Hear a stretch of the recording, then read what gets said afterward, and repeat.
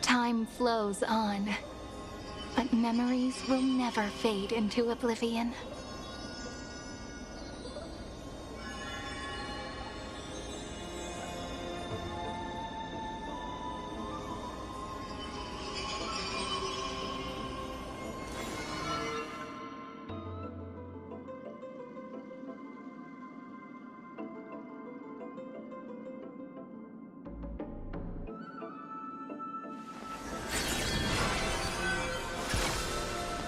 Scenes of past reverie, drifting by one after another.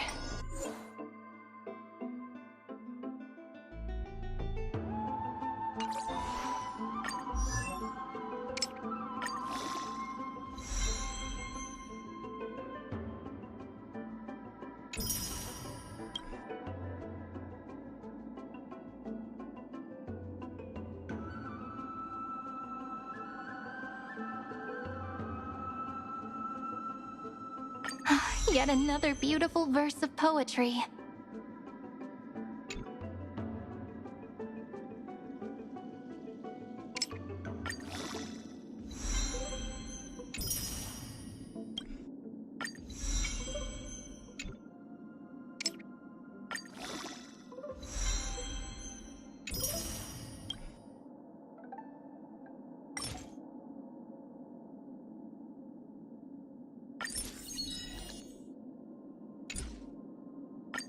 Yet another beautiful verse of poetry.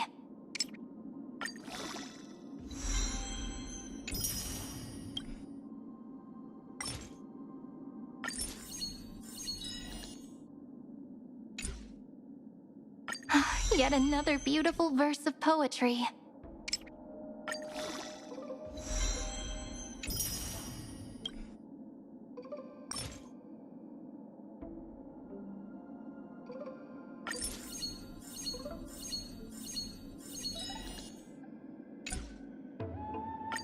Yet another beautiful verse of poetry.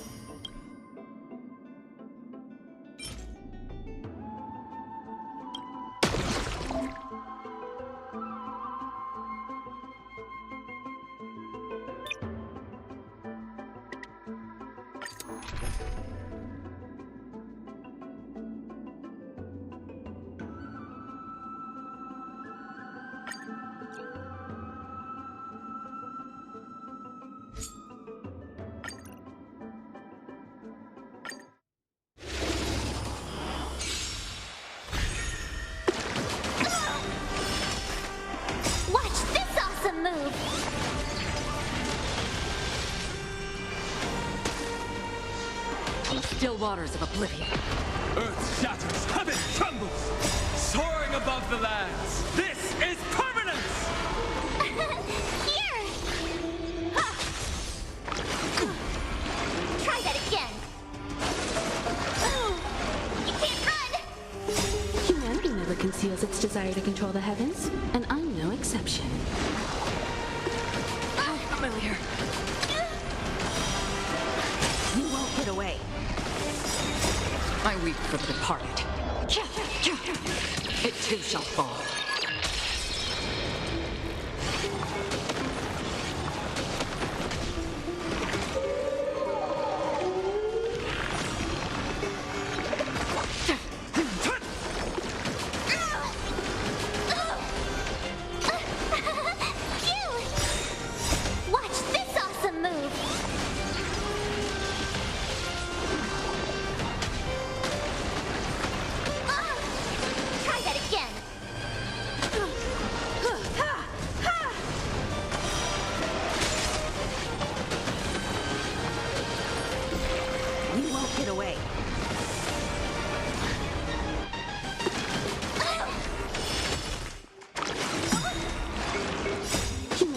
Conceals its desire to control the heavens, and I'm no exception.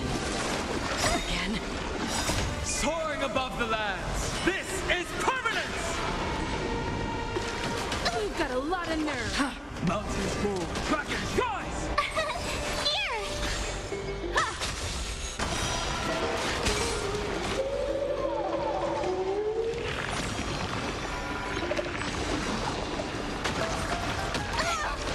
Try that again. Go away! Watch this awesome move! I weep for the departed. It too shall fall.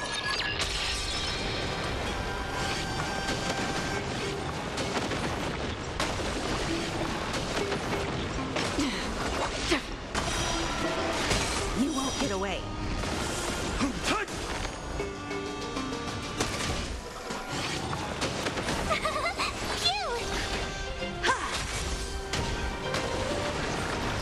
You've got a lot of nerve. Try that again.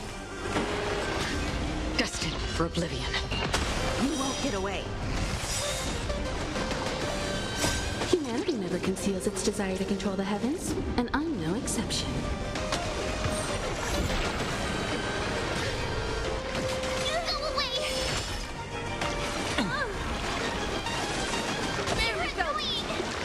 You've got a lot of nerve. Soaring above the lands. This is permanence! Still waters of oblivion. Here!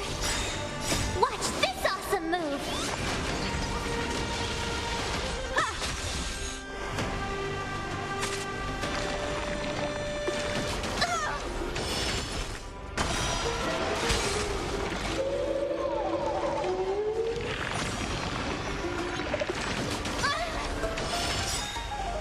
I weep for the departed. It too shall fall. You won't get away.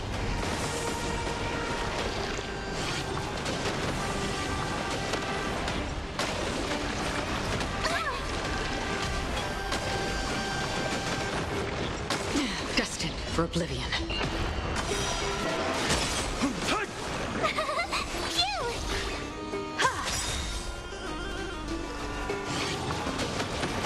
Humanity never conceals its desire to control the heavens, and I'm no exception. Try that again! On the still waters of oblivion. You won't get away. Here! Watch this awesome move!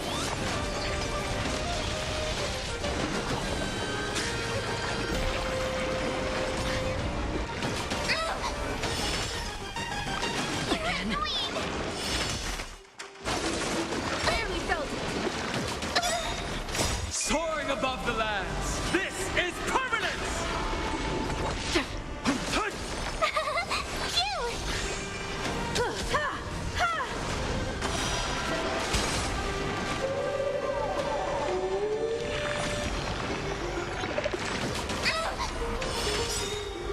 Watch this awesome move! I weep for the departed. It too shall fall.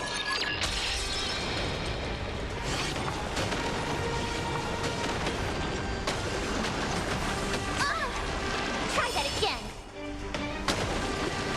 You've got a lot of nerve. You won't get away.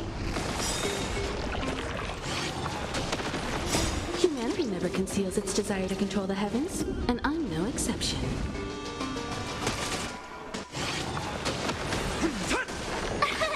Here!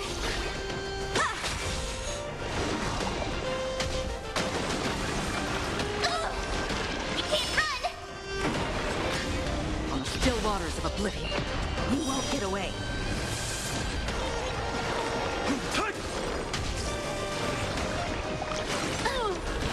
Try that again! Soaring above the lands. This is permanence! Watch this awesome move!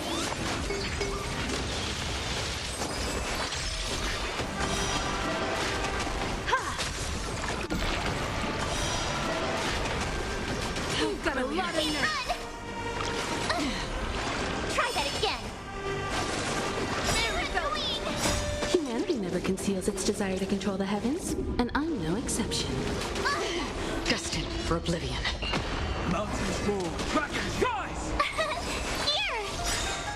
Watch this awesome move!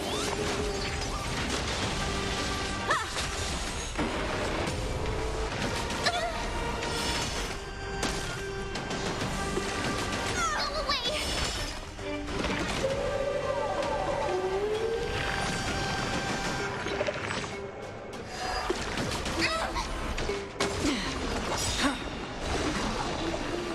I weep for the departed.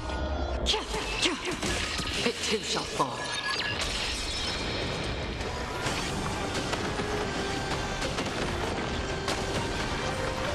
You've got a lot of nerve.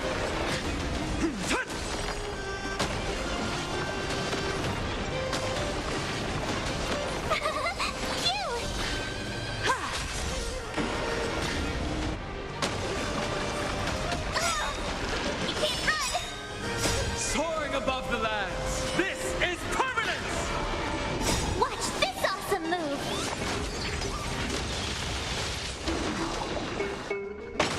On the still waters of oblivion. Here!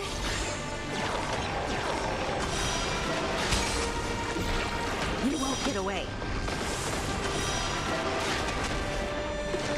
You've got a lot of nerve. Humanity never conceals its desire to control the heavens, and I'm no exception. You can't run! Destined for oblivion.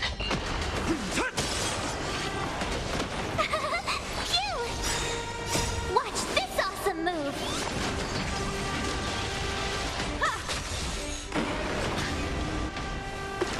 Go away!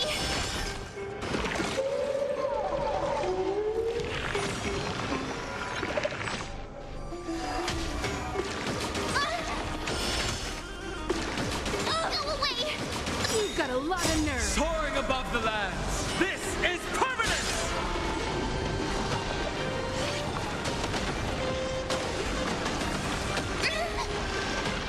Again on the still waters of oblivion. You won't get away. I weep for the departed. It too shall fall.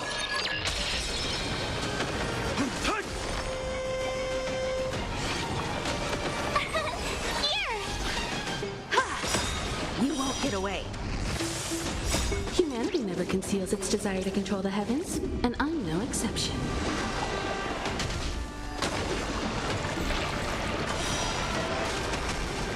You've got a lot of nerve. Watch this awesome move!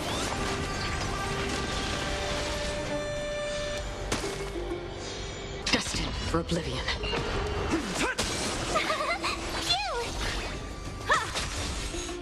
Phew!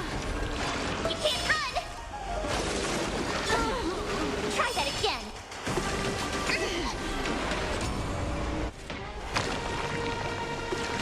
How Go familiar. away!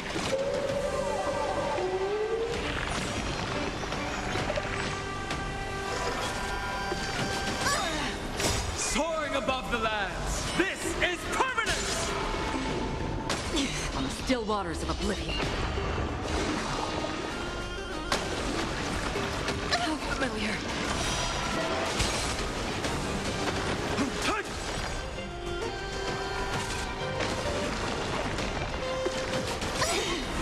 Watch this awesome move! I weep for the departed. It too shall fall.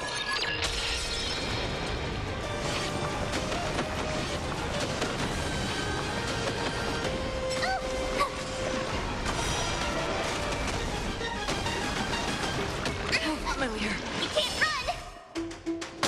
Destined for oblivion.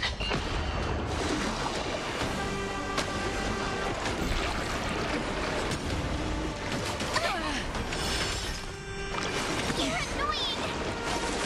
Our duty is important. On the still waters of oblivion. Here! Watch this awesome move! Go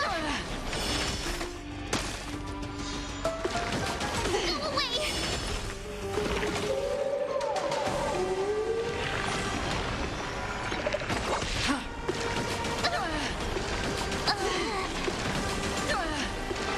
How familiar. How familiar. Again, destined for oblivion.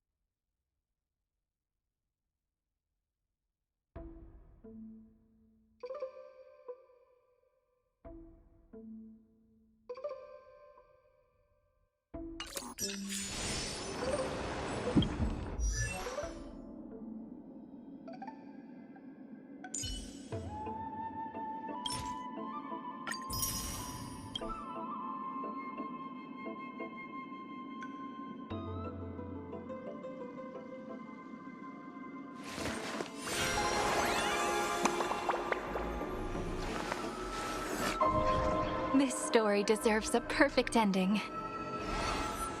Don't you think?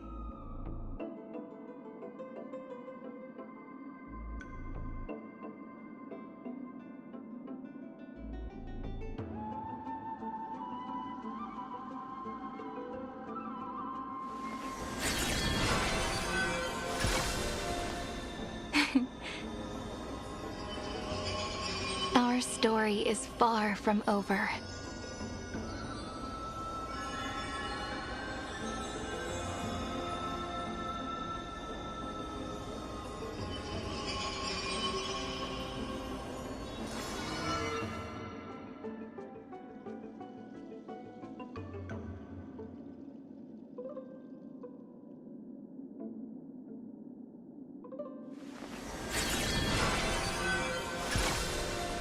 Scenes of past reverie, drifting by one after another.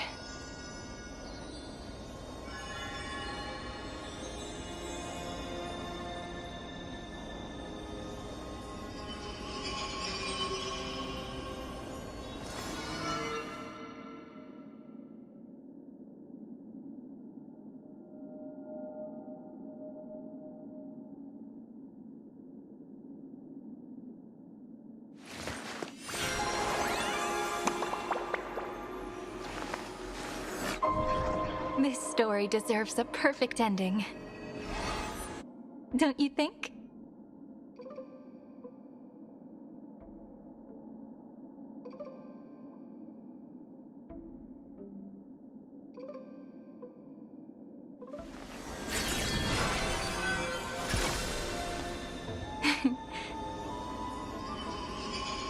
Our story is far from over.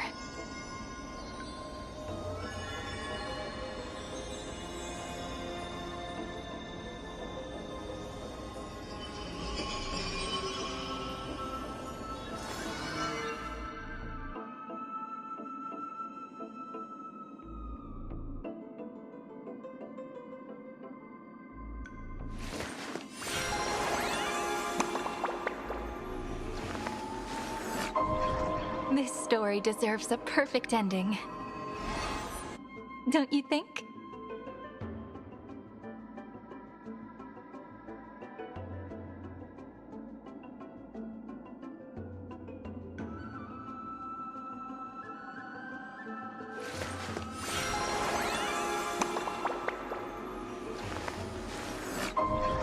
This story deserves a perfect ending. Don't you think?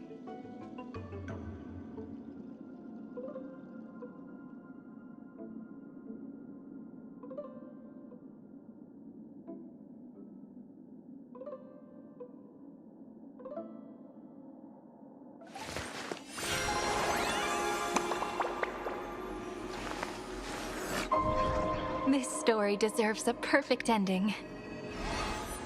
Don't you think?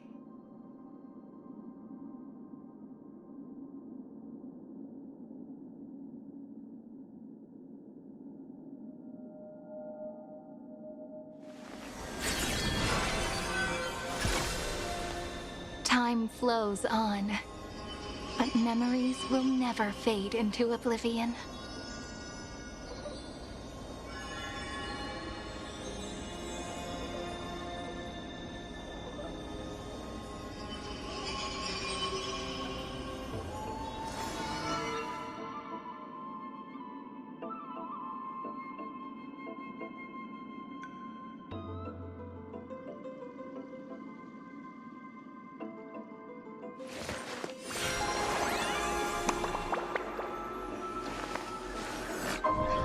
This story deserves a perfect ending.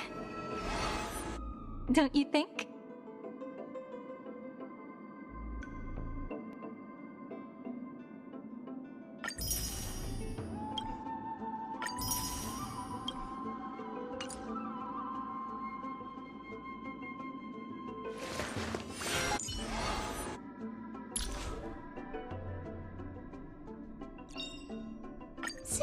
later, I'll make my mark in history.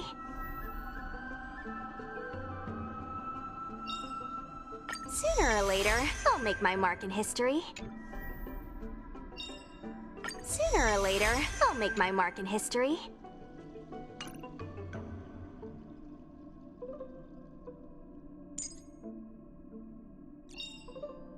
In the obscure prophecy of Dream, a star from the heavens has enlightened my path.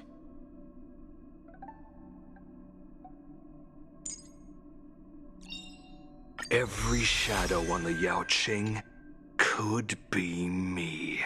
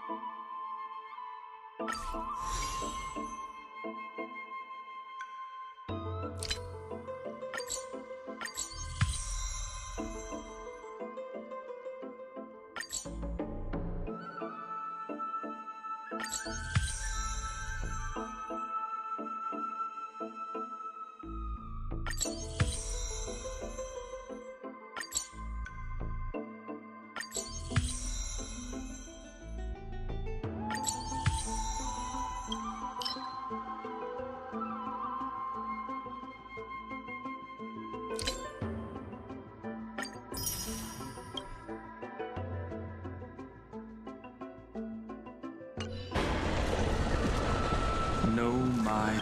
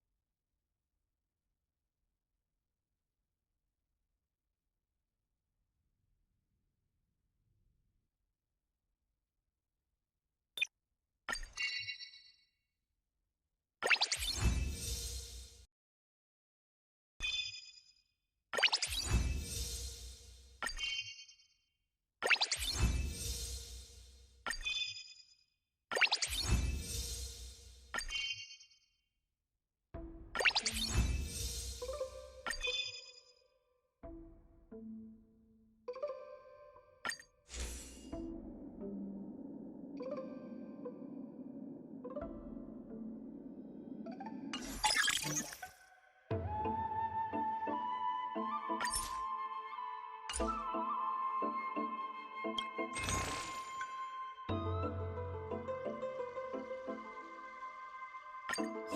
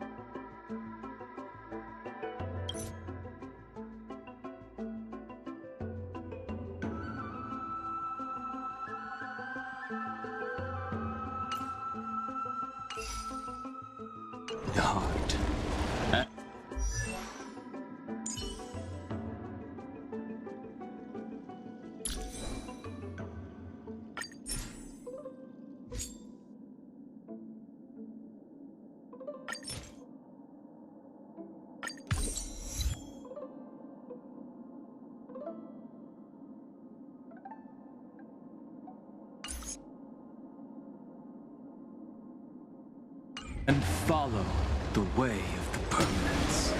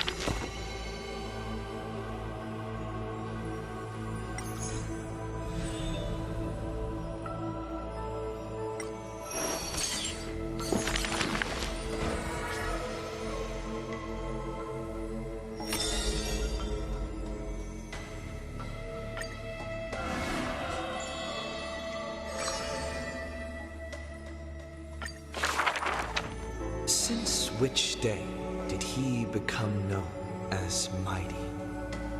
His strength rivals all lands, but the man pays it no heed. For only the authority of a king can end another king, and only strife can end strife. The torrent of conquest crosses the barrens, yet with homeland's blood, it is destined to be stained. None dare to shake his hand in greeting, for his hands burn as the blazing sun, soaked in the might of the flames. What a mighty feat it is! In the aftermath of defeat, the man digs graves for the deceased soldiers, burying thousands with his own hands. In that fight, he crushed all invading blades with his fists. A body immortal may never fall, but tears of pain in his heart still flow. His years of drifting made him detest water's waves. They say that is the reason he's so unwilling to weep. But in Idonia's blizzards he once did cry, a tear shed among the storm and frost that bloomed into a lily stained with blood. Like his undying body, the flower never wilts. In time, the entire world will turn to ash. This haughty man shall be the one to leave behind the world's final beauty, though none are willing to believe. Unlike his kin, those patterns are carved with his blood. A matter so suspicious, it stirs the ambitions of the mundane. A blade that can cut through the mighty must be enough to slay gods. The people to this day still seek it, yet it is simply a tradition he follows closely. Do not let your enemy notice that you're bleeding, and thus convince them that you are someone unsurpassed, a warrior supreme. The stories of the past forged his body. Apart from Kremnos' traditions, what do you have left? The white-haired friend once asked. The man goes silent and still, his gaze burning into the horizon, looking for a distant past. In his days of wandering, this same question was asked by thousands upon thousands, and he never denied. That is why I walk on this path.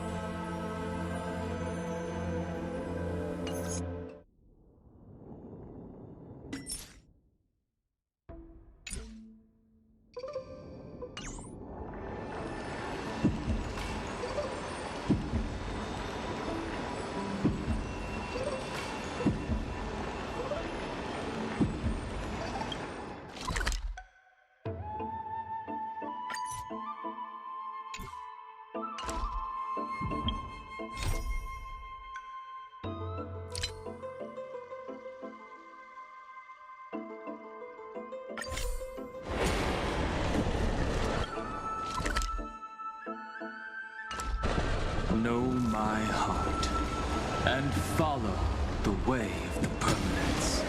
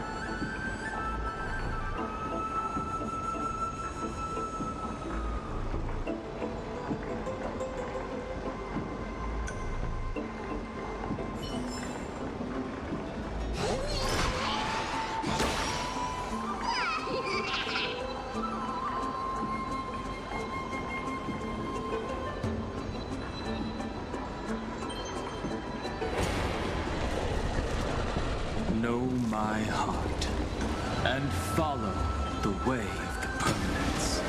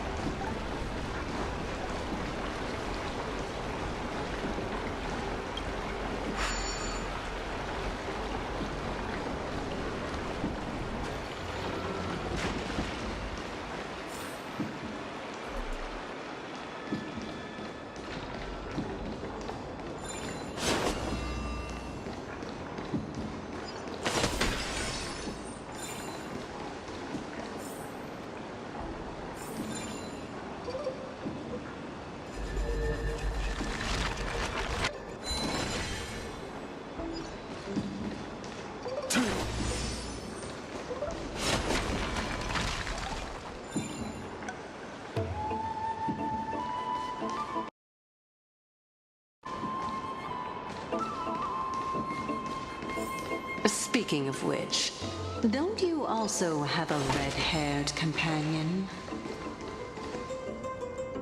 Memmy mem. Memmy mem memmy mem. Not too much. It's just that I seem to hear the sound of a bee buzzing around.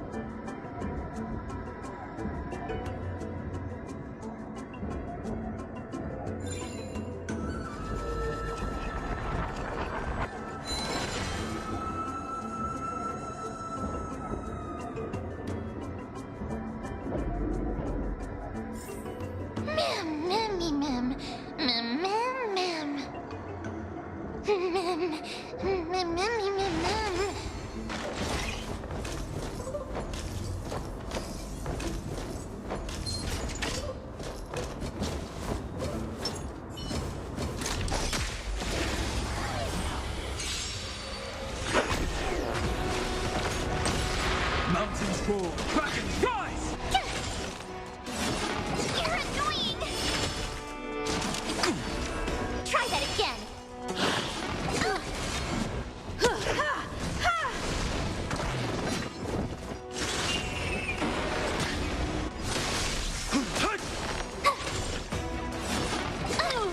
You can't run! Try that again! Barely felt it!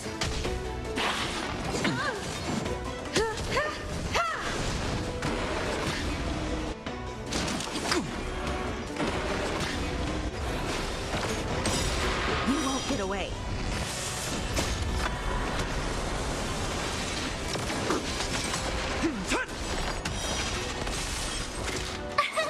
Here! Watch this awesome move! You're annoying! Humanity never conceals its desire to control the heavens, and I'm no exception. Soaring above the lands, this is permanence!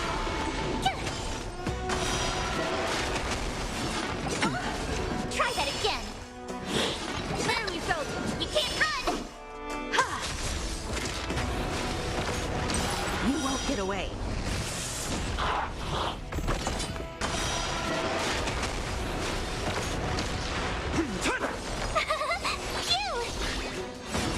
Phew! Try that again! You can't run! Watch this awesome move!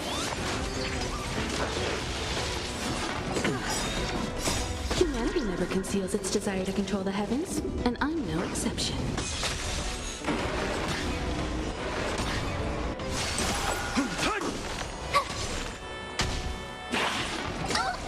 Try that again! You can't run!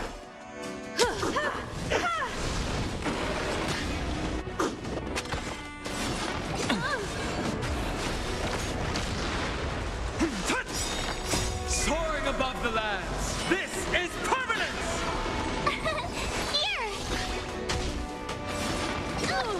Try that again! You can't run! Humanity never conceals its desire to control the heavens, and I'm no exception.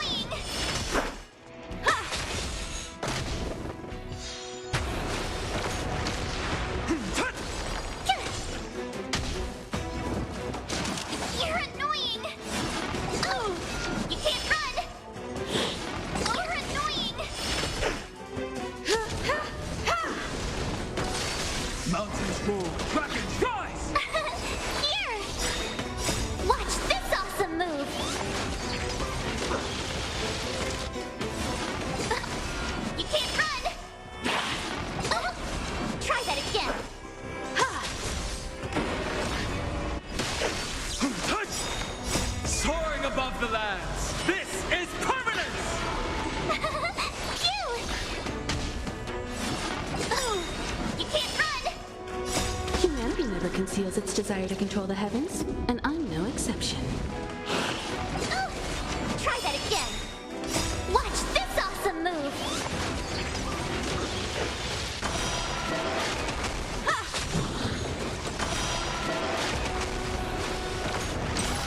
You won't get away.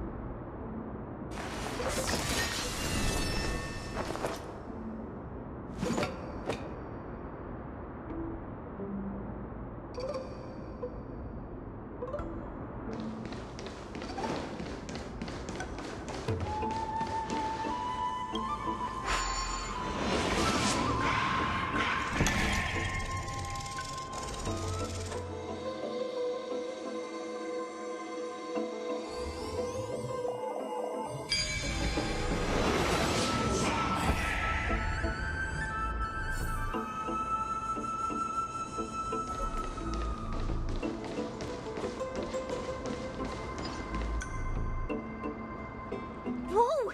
It's little Gray, little Cass, and the pink puppy!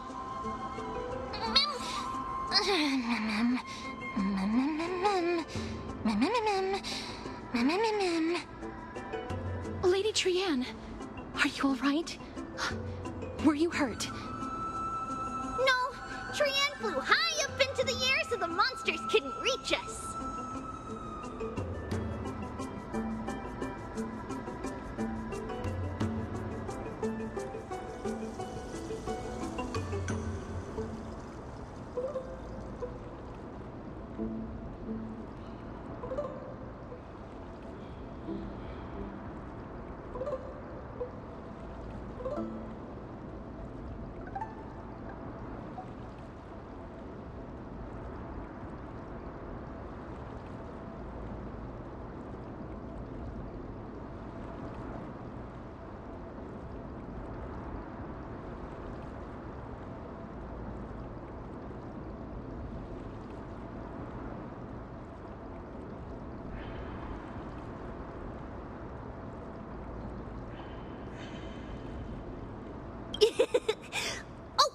Also, the spindle that Aggie gave us is so powerful that Trianne seems to have found Nax.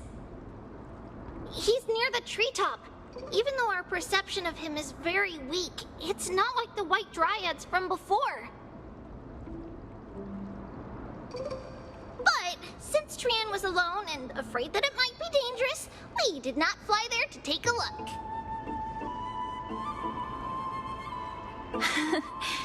It seems like Lady Trianne did not forget our promise. Anaxa is indeed still alive, and he's at the Luminary Throne right now. It seems like Lady Calypso did not lie regarding this. Huh? Calypso? Who's that?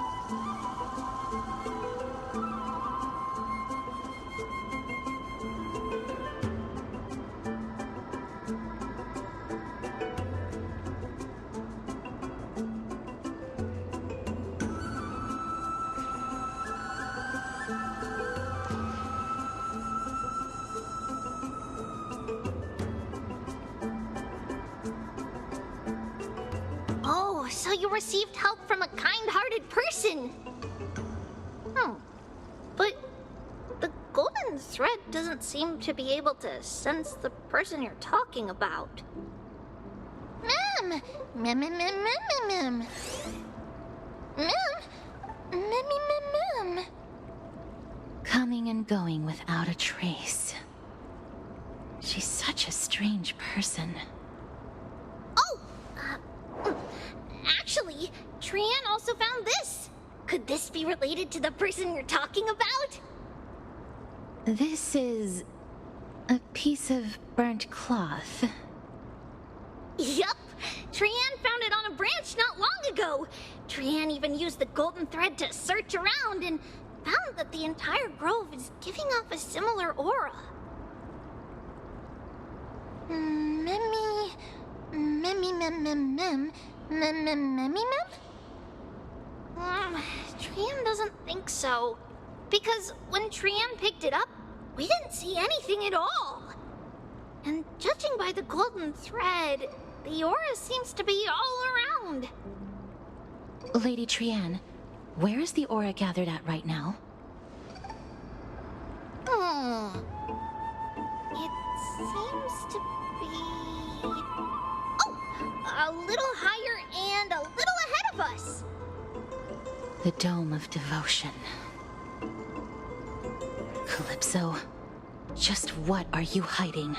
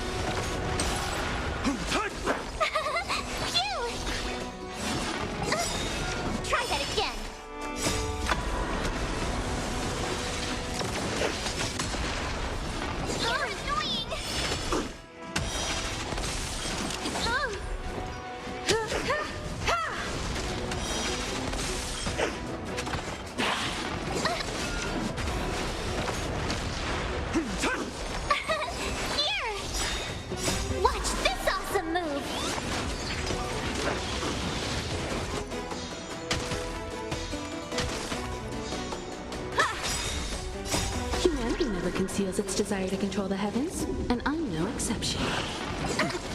Try that again. There you go. You can't run. You won't get away. Earth shatters, heaven trembles.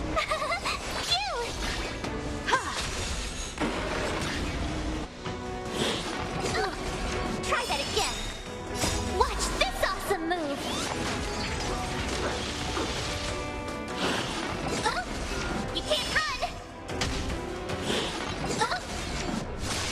Mountains roar, dragons rise! Soaring above the lands, this is permanence! Here!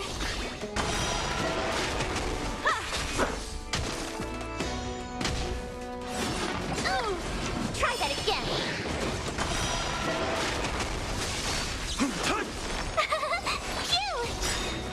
Watch this awesome move!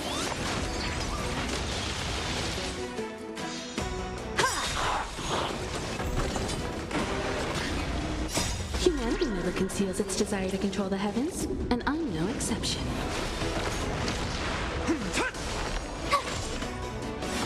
There you go! You can't run! Try that again! There you go! I'll endure.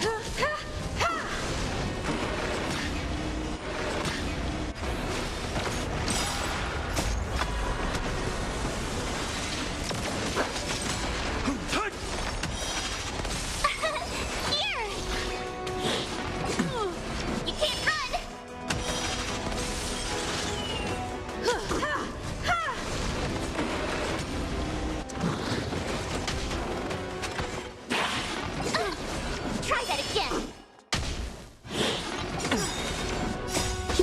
never conceals its desire to control the heavens, and I'm no exception. Earth shatters, heaven trembles! Soaring above the lands, this is permanence! Phew! Watch this awesome move!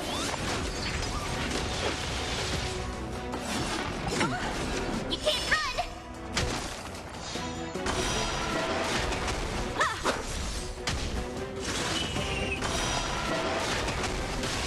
You won't get away. Here!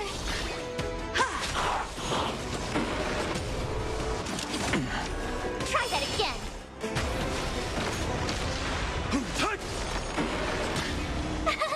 Phew!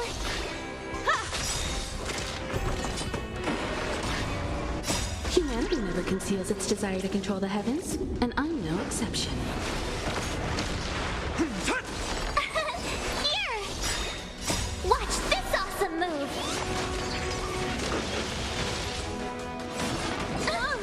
You can't run! Barely felt it. Try that again. Phew!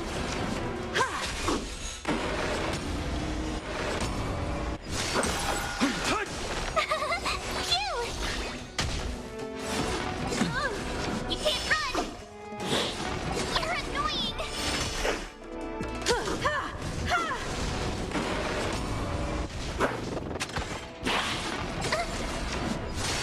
Mountains fall, dragons rise! Soaring above the lands, this is permanence! Here!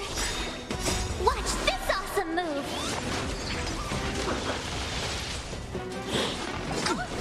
You can't run! Barely felt it. Try that again.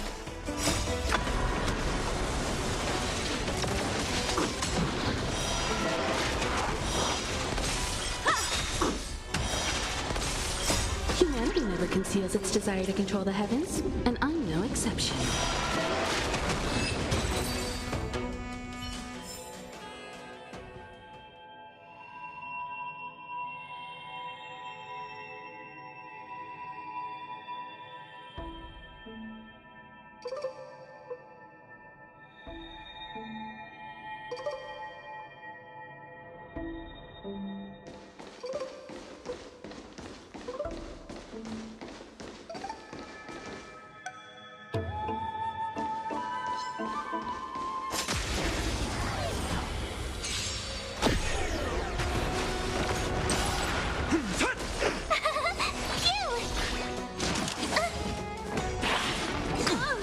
You can't run!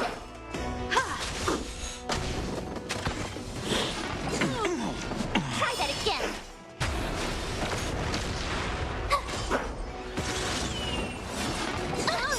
You can't run! Watch this awesome move!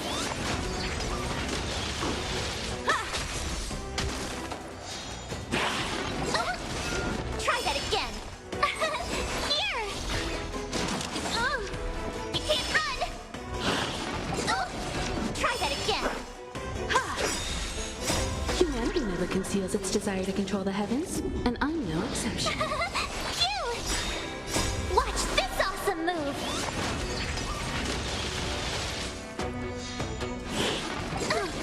You can't run!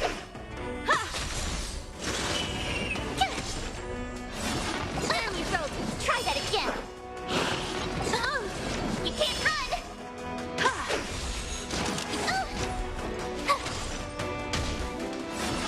You're annoying! Watch this awesome move!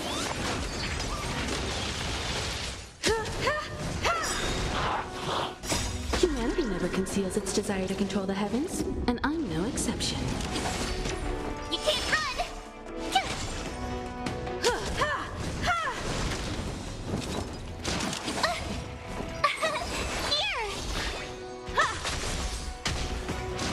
You're annoying! Phew!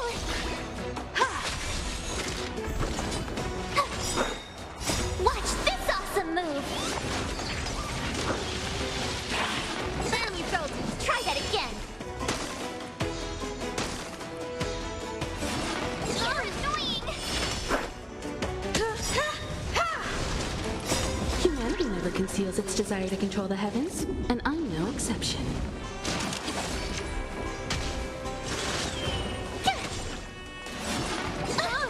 Try that again. You can't run.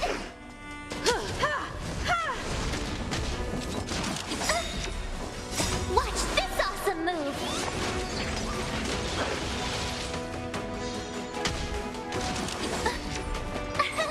Here. Try that again. You can't run. Phew!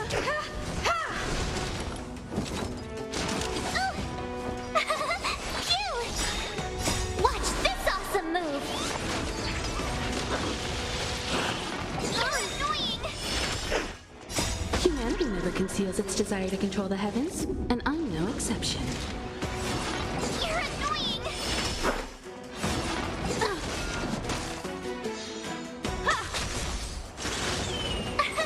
Here.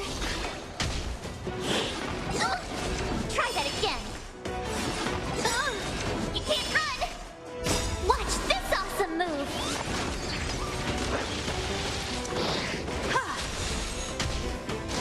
You're annoying. There we go. Try that again. Humanity never conceals its desire to control the heavens, and I'm no exception.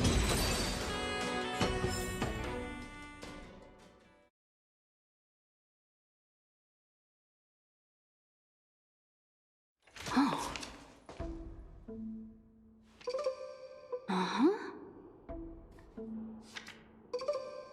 Huh.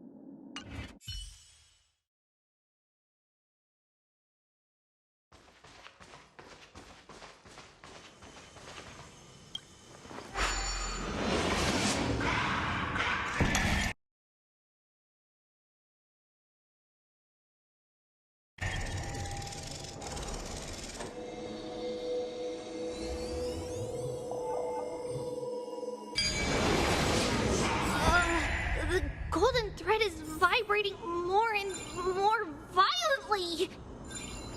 Everyone, let's be even more cautious.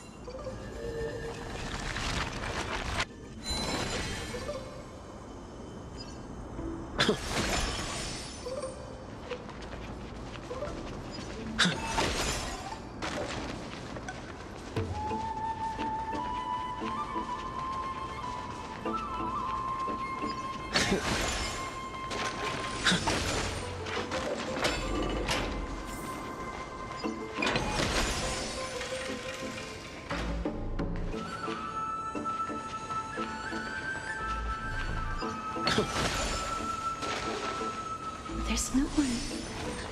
Hold on. The butterfly of divine mind is gone?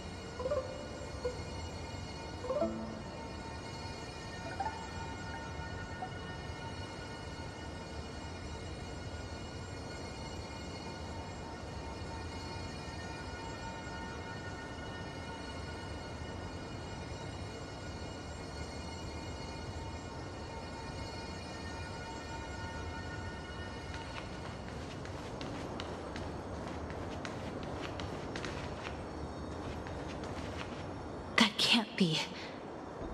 Was it for fending off the black tide? Or perhaps... What exactly is this butterfly of the divine mind? Is it a very powerful guardian monster?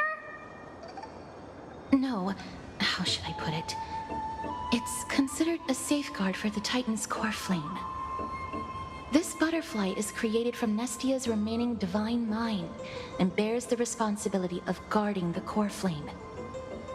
Legend has it that someone can only pass the trial of the butterfly by proving they possess pure and unselfish love within their heart. Only then can they awaken the great tree to open up the path to meet Circes. But how are we going to prove it? Mem, mem, mem, mem, mem, mem, mem, mem, mem, mem, mem. Sorry, but even I don't know how. After all, this is a secret among secrets that only a select few in the entire grove and even Amphoreus know. Rather than worry about this, Lady Trian, did the golden thread react to anything around here?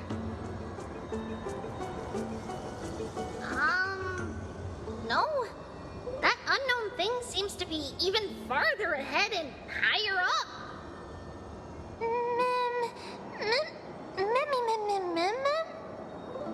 Perhaps we can try again. Let's see if the butterfly will still react to the golden bough of vows despite having dissipated. If it's indeed the token mentioned in the legends, there should be a reaction.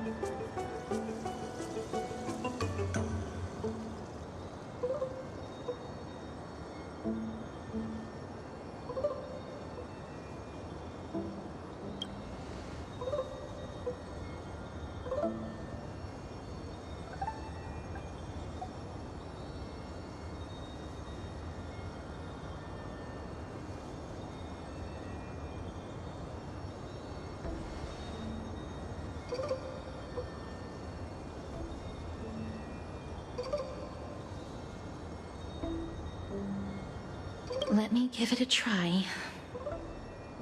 Oh, Nestia, with the weft as my vow, I beseech you, entwine my body with your golden thread and affection.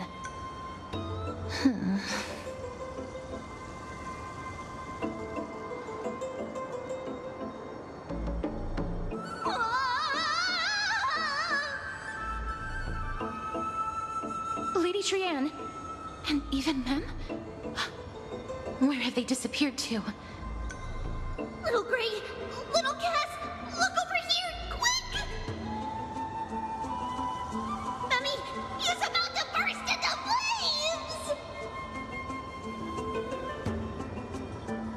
seems to be coming from the Star Chase atrium.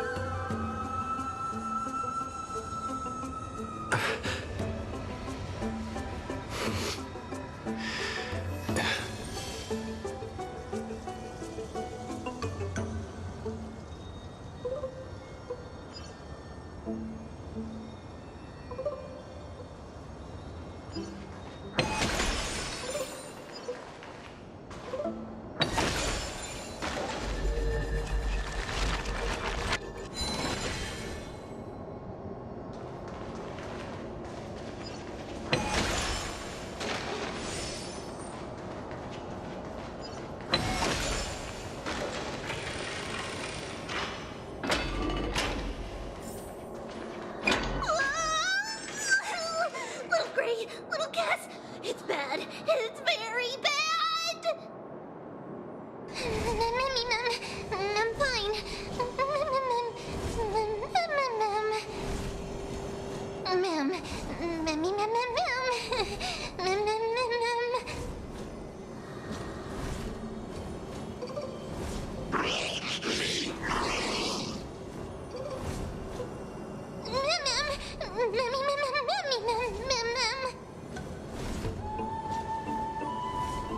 Lady Trian, what exactly happened just now?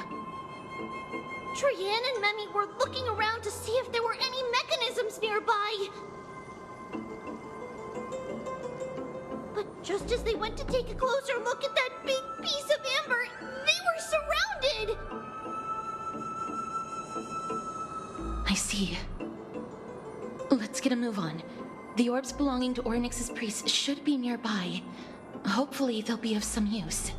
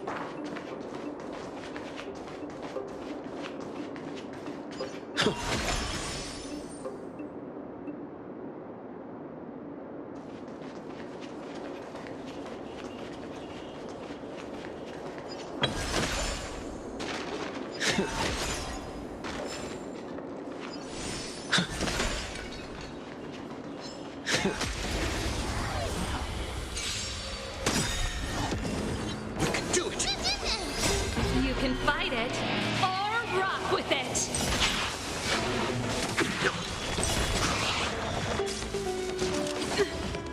Nap time.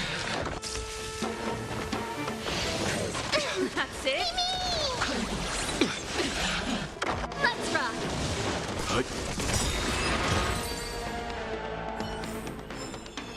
Reach the end of the story in your own way.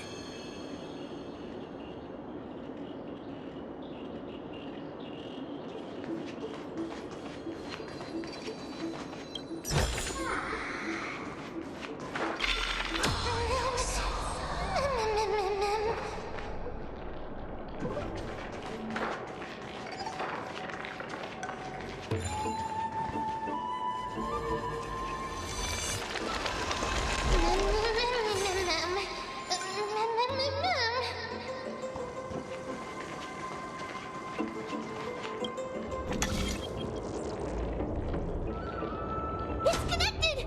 Let's hurry! Memi is already bouncing around due to the heat!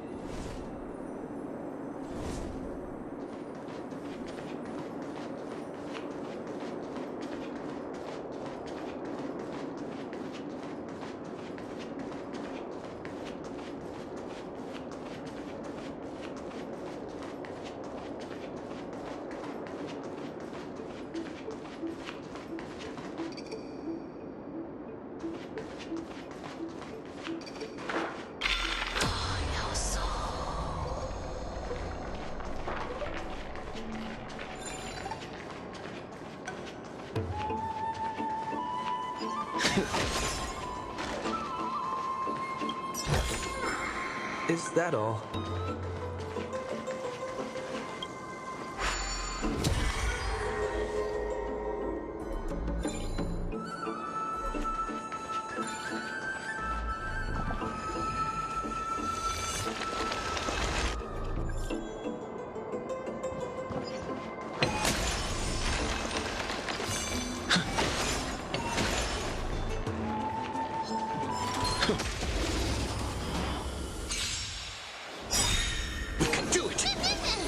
Survive or be destroyed.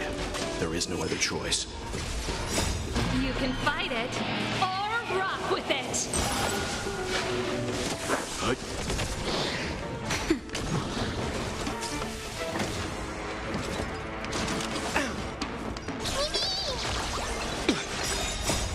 We can do anything! Reach the end of the story in your own way.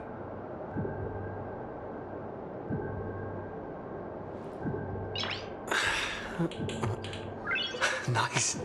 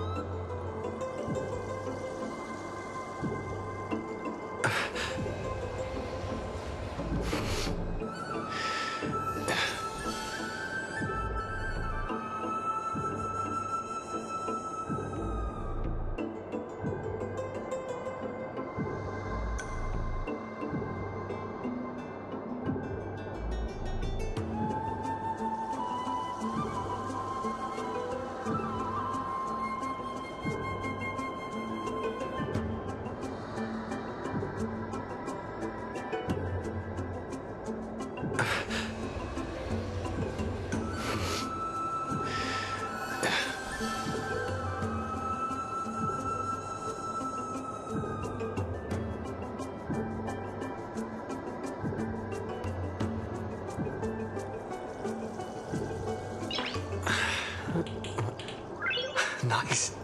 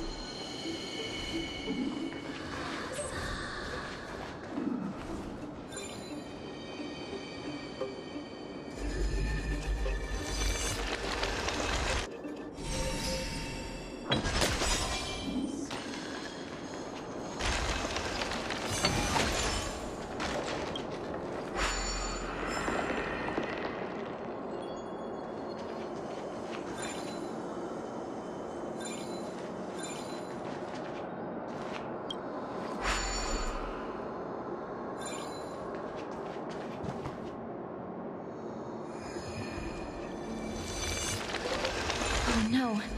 I'm starting to smell something delicious.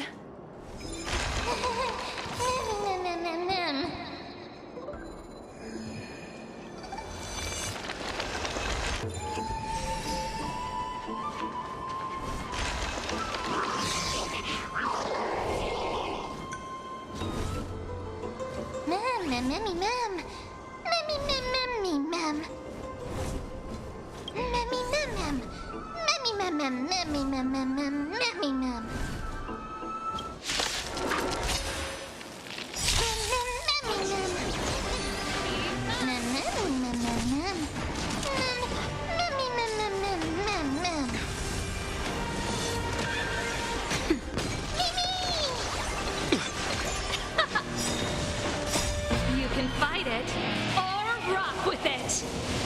Yep. Survive or be destroyed. There is no other choice. Nap time. Still here. Let's rock.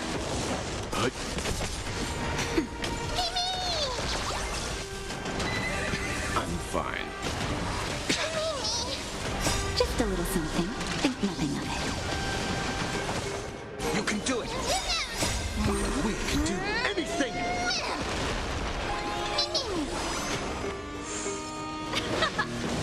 Yep.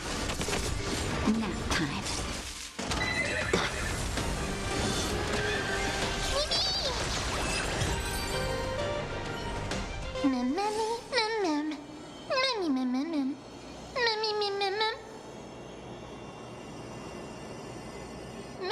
Easy. Mem. Mem.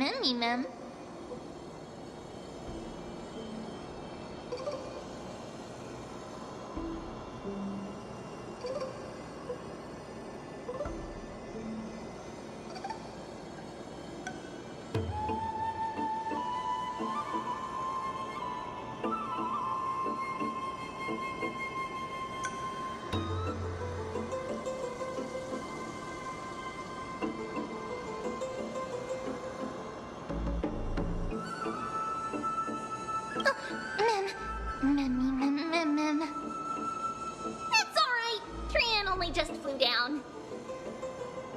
I'm glad that everyone is all right. Speaking of which, this piece of amber is... A remnant of Nestia's core flame. To get to the throne at the treetop, gather the embers before you with the golden bough of vows, and present it to the divine butterfly. Whoa, where did you come from? You finally appeared, Lady Calypso. Yes, it's been some time. The battle just now was a true delight, and I feel quite elated. It seems like I'll really be able to rely on all of you to reclaim my true form. Lady Trian, how does the golden thread react to her?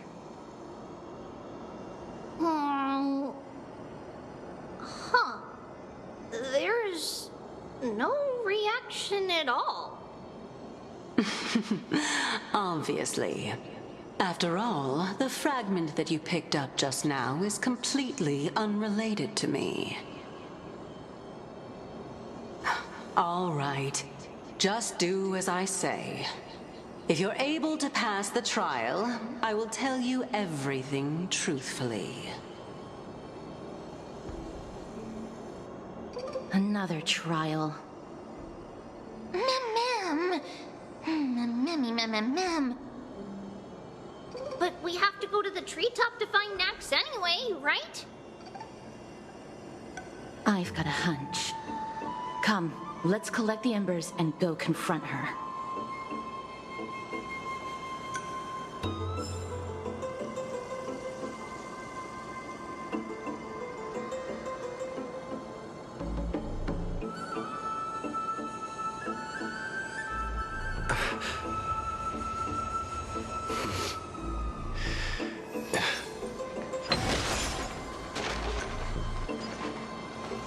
According to Calypso, We just have to gather the embers before us with the golden bough of vows.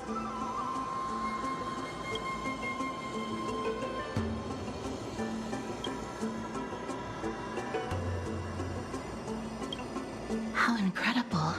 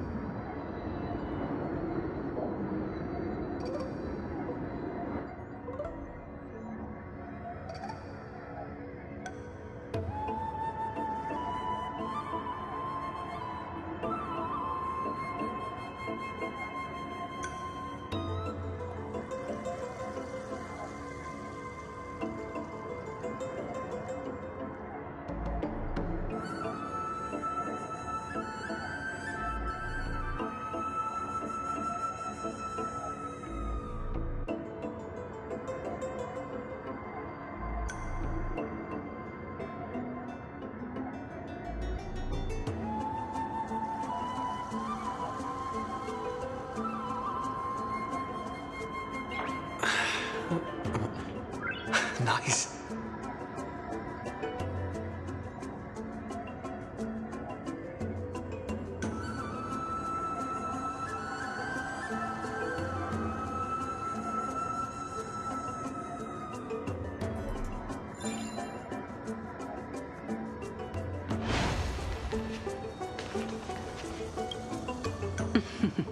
It seems like you managed to gather the embers.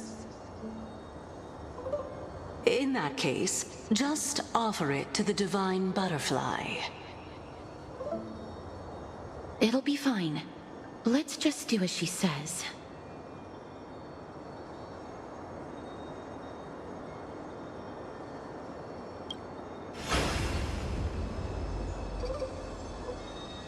It's a success!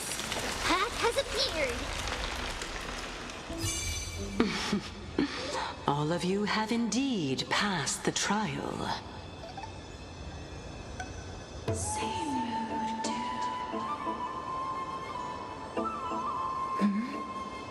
The sound of a butterfly's wings.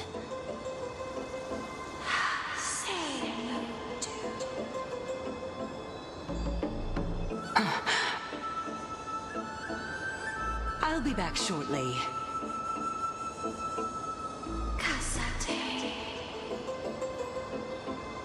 Of course, our promise still stands. But now, it's time for me to sacrifice myself.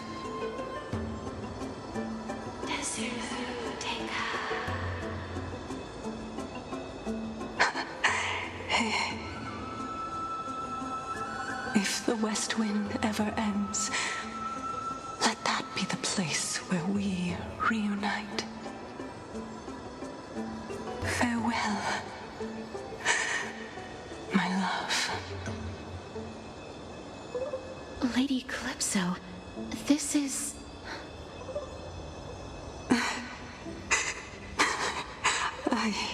It's nothing much.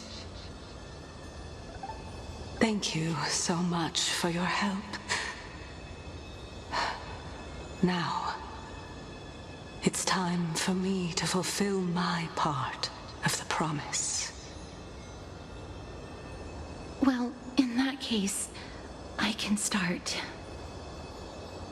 You're actually Circe's, right?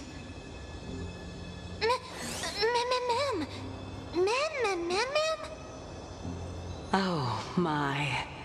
The children of humanity have passed the final trial at last. I was wondering when you were planning to expose me. How did you know? The riddle-like trials, your distrustful yet sincere character, referring to Nestia as your love, and... The head of the Litophagus is actually called Medea, and not Calypso. Since you knew from the start that I was not who I said I was, why did you wait until now to expose me? Because I did not believe that Circes would walk this world in a human form. I was also afraid that the Titans were under the control of the Black Tide, and would do us harm.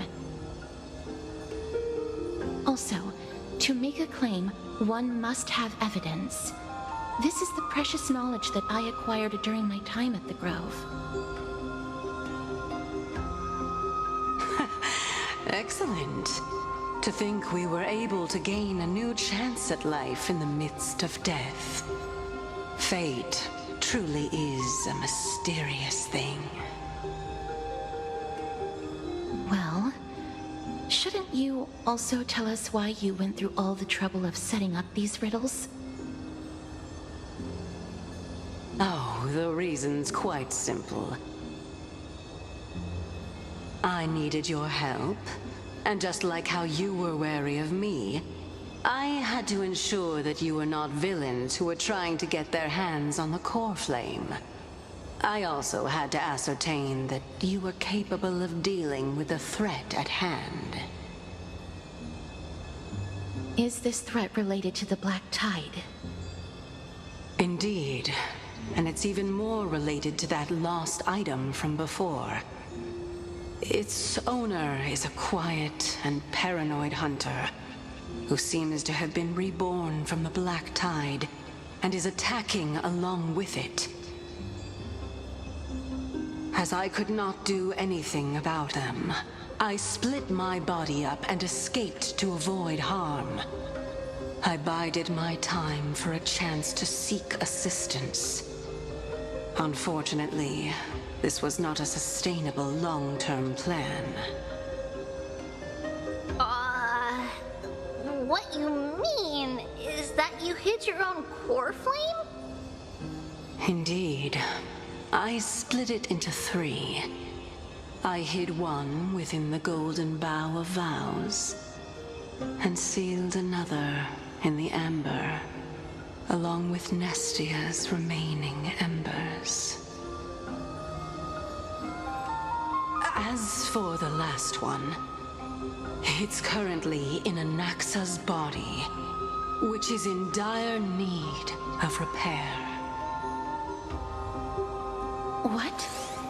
Do you mean that you're using such a method? After all, the scholars of the Grove have always been willing to lay down their lives to defend my core flame. As a respected god, it would be too embarrassing if I were to do nothing and simply watch the children of humanity give up their lives for me. Especially that heretic named Anaxa. He did not even hesitate to tear his soul apart and use it to perform a miracle. He trapped all the creations of the Black Tide within the Grove, so that they would not be able to harm others. His way of thinking was so out of the ordinary that I felt it would be a waste for him to meet his demise in the Black Tide. And so, I decided to save his life. Of course, this also meant that I was able to conceal myself and remain hidden. Well, that's also an equivalent exchange, right?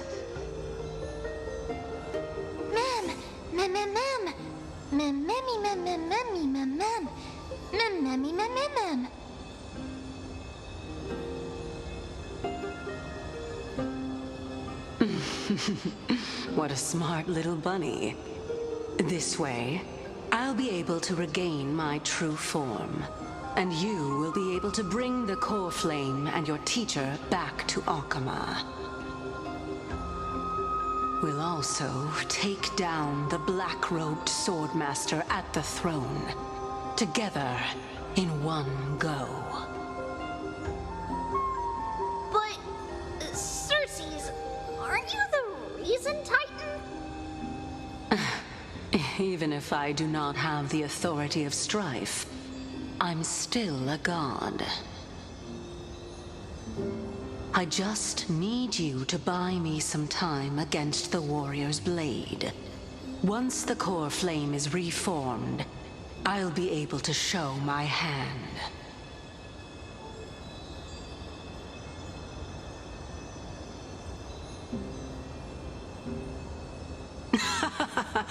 Excellent. Then just continue climbing to reach my throne. Turn the golden bough of vows into firewood to reignite the core flame of reason.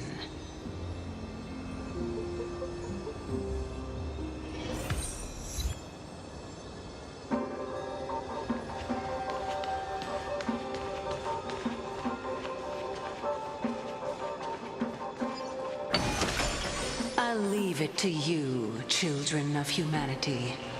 May you be blessed with good fortune.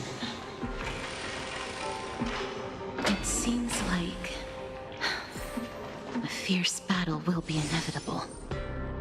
Don't worry, Trian will protect everyone!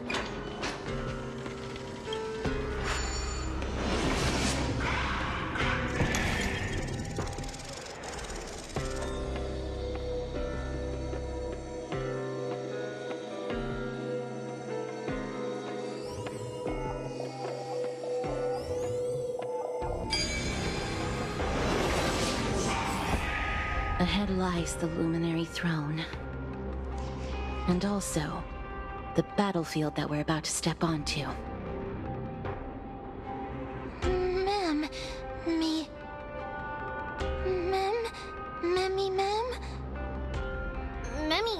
what's wrong?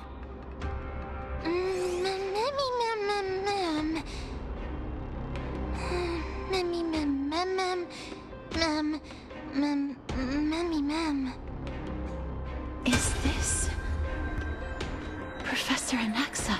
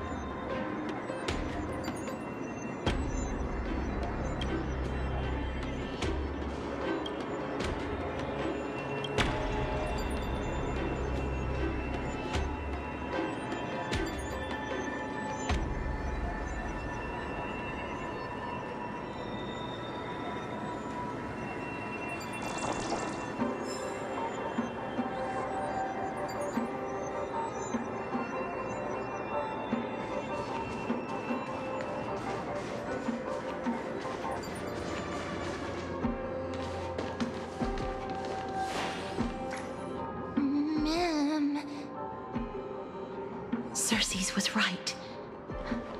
He's indeed here.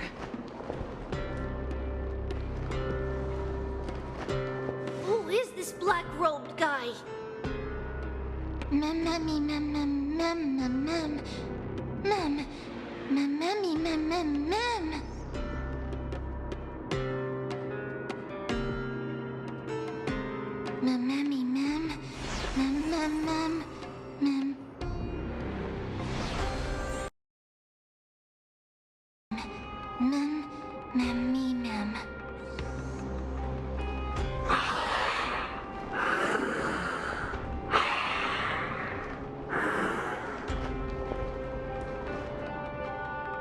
Everyone, brace yourself. This must be the hunter reborn from the black tide that Circes was talking about.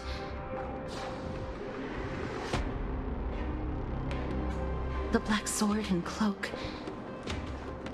The owner of the piece of cloth. The north wind that sent over the deathly fog of Thanatos.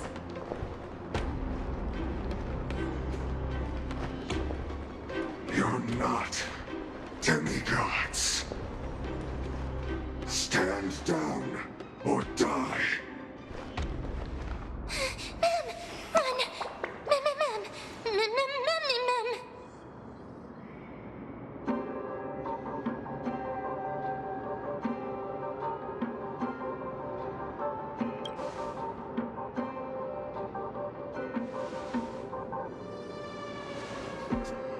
Trian will also protect everyone! Trian is brave! Mister,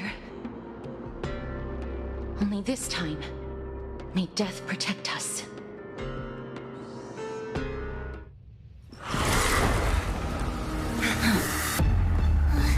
Be careful. One slash. Two slashes.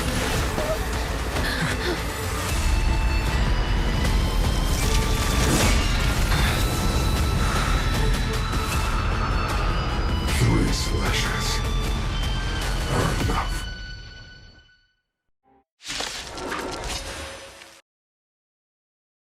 Exactly are you? Let's try it this other way.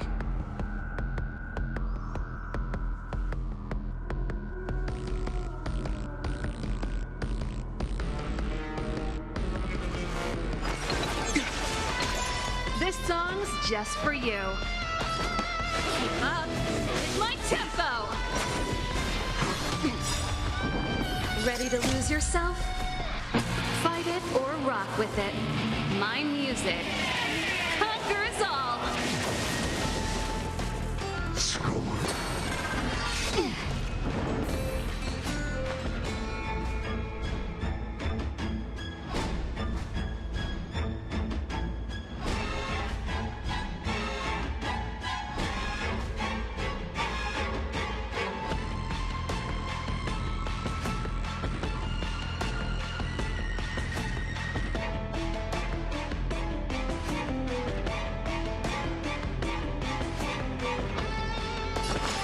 I won't go easy on you. You know nothing of the weight behind. Witness the stars shatter before you. Survive or be destroyed. There is no other choice.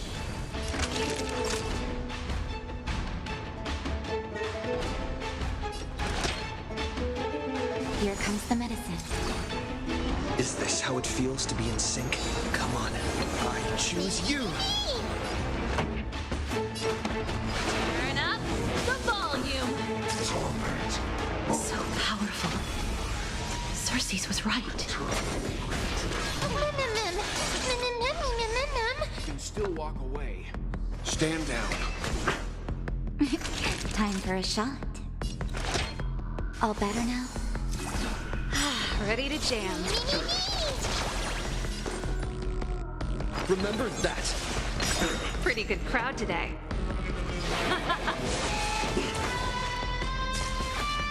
Return to the great dream.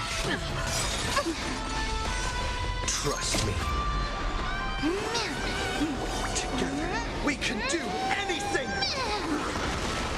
I offer your souls to the fire. Not good. Be reduced to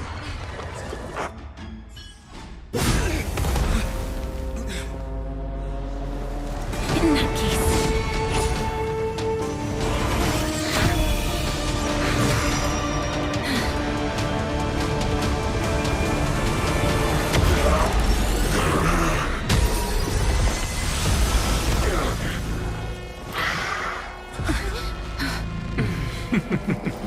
Can't be killed in a single blow. You are indeed no ordinary human.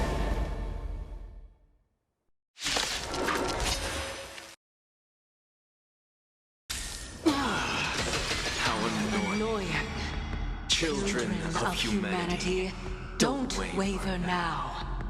Let's just destroy them, one by one.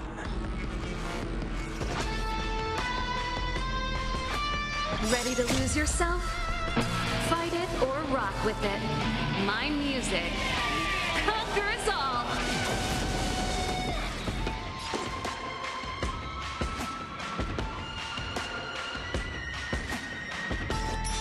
We can do it all! Since the ambush failed, it'll be difficult to find another opportunity. What a pity. Professor Naxa? No. It's Cersei's.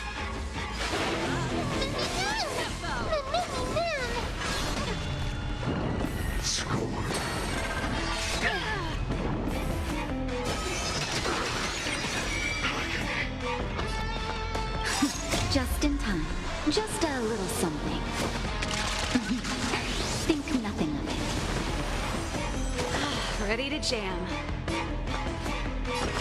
Calm your body and mind. Naughty children, don't let nap time.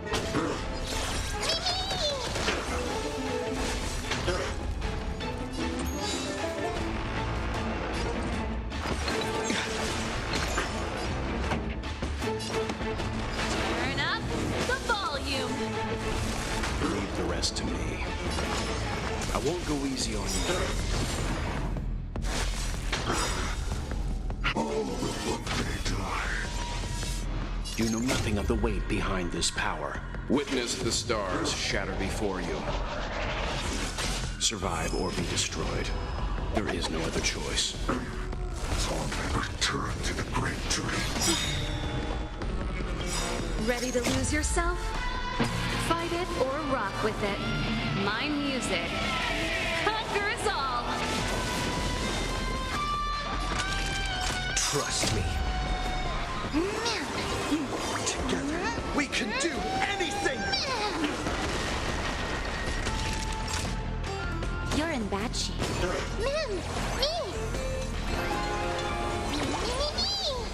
You can still walk away.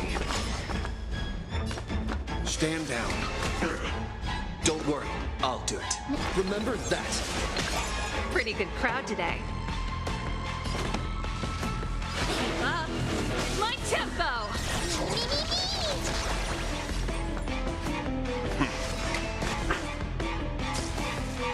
Return to the great dream. That hurt. Everyone, watch each other's back. Just in time. Just a little something.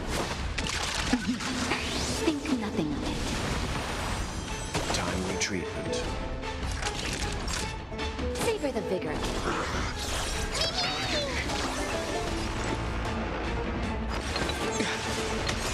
This song's just for you. Turn up the volume. That was tough. To experience. I'm truly exhausted. You're in bad shape.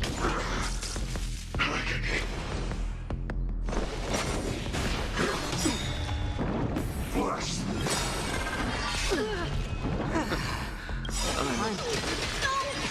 Look out, everyone!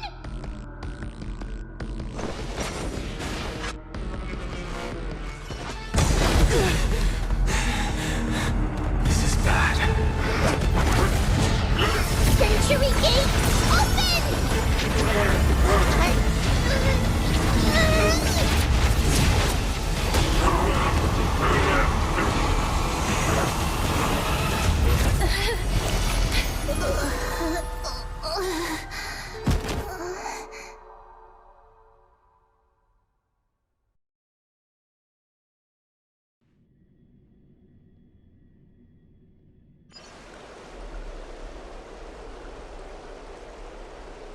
Phew.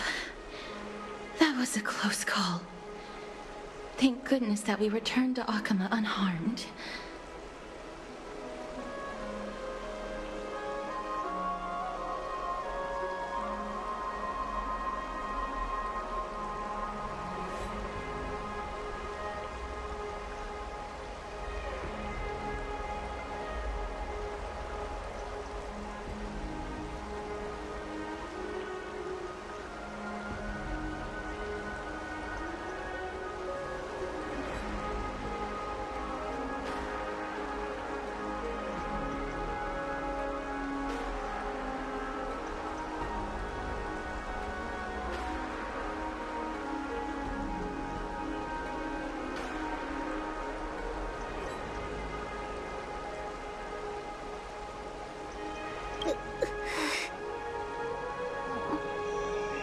Little Cass, my head, it still hurts. Sorry, I know you told me not to open the gate. Please don't blame yourself, Lady Trianne. If it weren't for you, we would have already met our end at the Grove. I feel awful.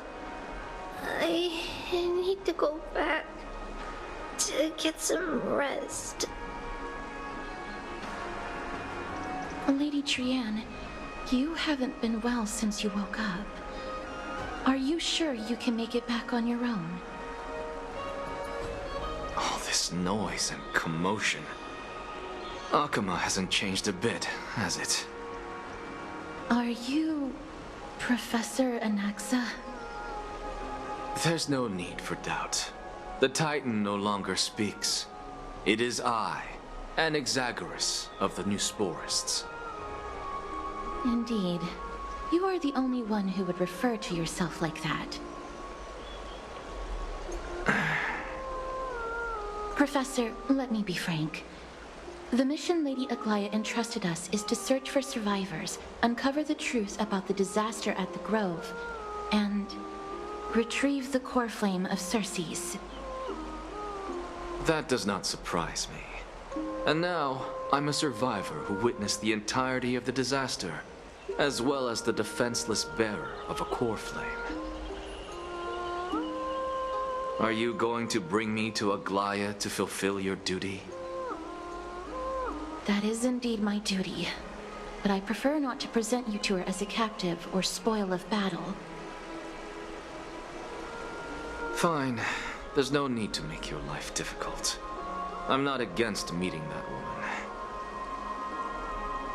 But I have some things to take care of first. The families of some of my fellow Grove scholars live in the Holy City. Before we meet Aglaya, I want to visit them.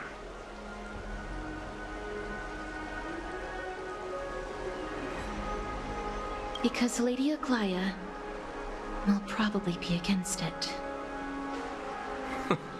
Let me guess. That woman will not only prevent me from visiting the families of the deceased, but will also suppress any information about the Grove. She's always been that cold-hearted. My fellows at the Grove gave their lives defending the core flame and fighting the Black Tide alongside me.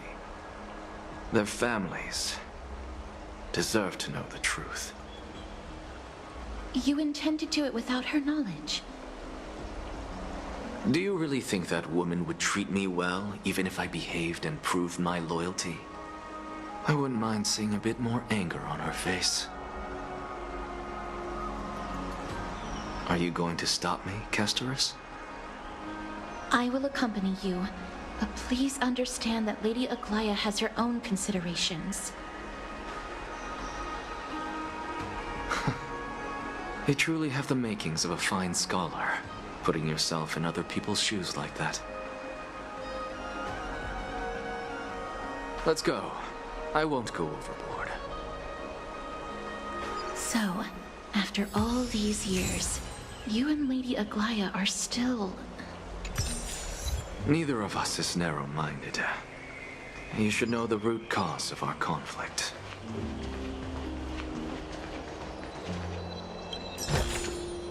Looks good.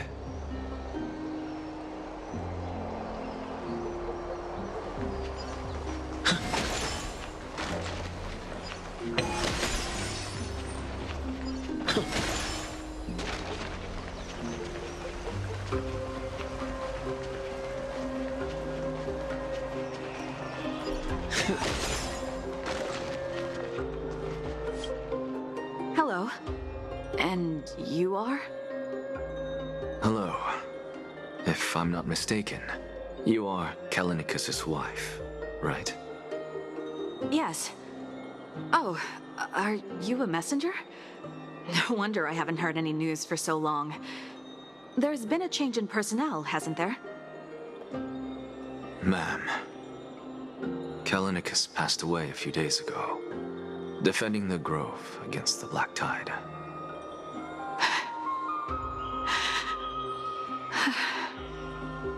So, did he manage to defend the Grove? Huh?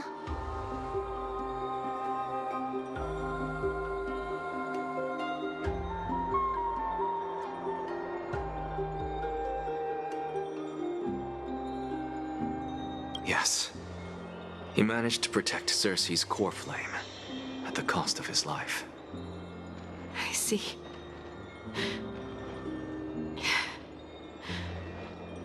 I'll select some of his possessions and pick a nice resting place for him. Please let us know if you need any help, ma'am. I come from Kremnos. Death and sacrifice are things I've learned to face with composure. You know, Kallinicus, even though he was a scholar, he'd always ask me to teach him how to fight whenever he came back. Isn't it funny that a Chrysos heir like him wants to learn from an ordinary person like me? I've been prepared for this for a long time. In times like these, any ordinary goodbye might just turn out to be a final farewell. I'm really sorry. There's nothing to be sorry for. I was once a warrior, and I'll find my way back to the battlefield someday. With the coming coronation of the new king of Kremnos, I'll take up my lance against the creatures of the Black Tide and seek vengeance for my husband.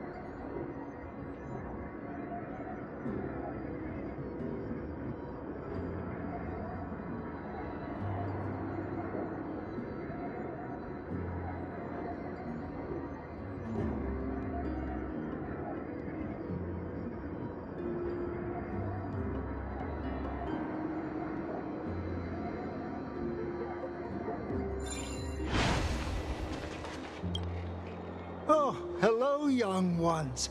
Is there anything I can help you with? Are you the father of Keinani and Artakama?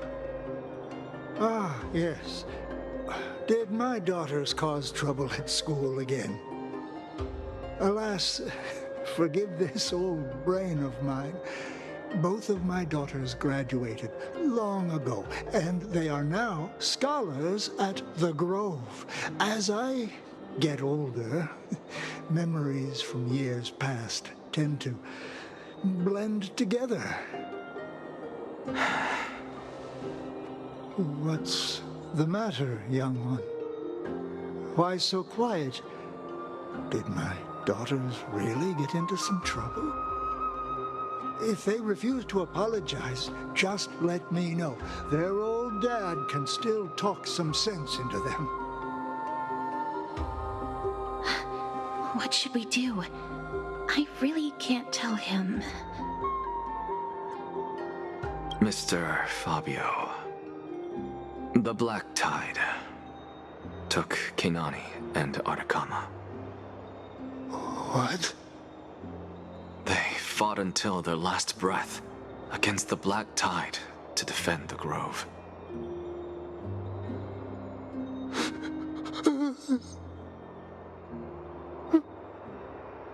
As the Chrysos heir stationed at the Grove, I failed to protect them.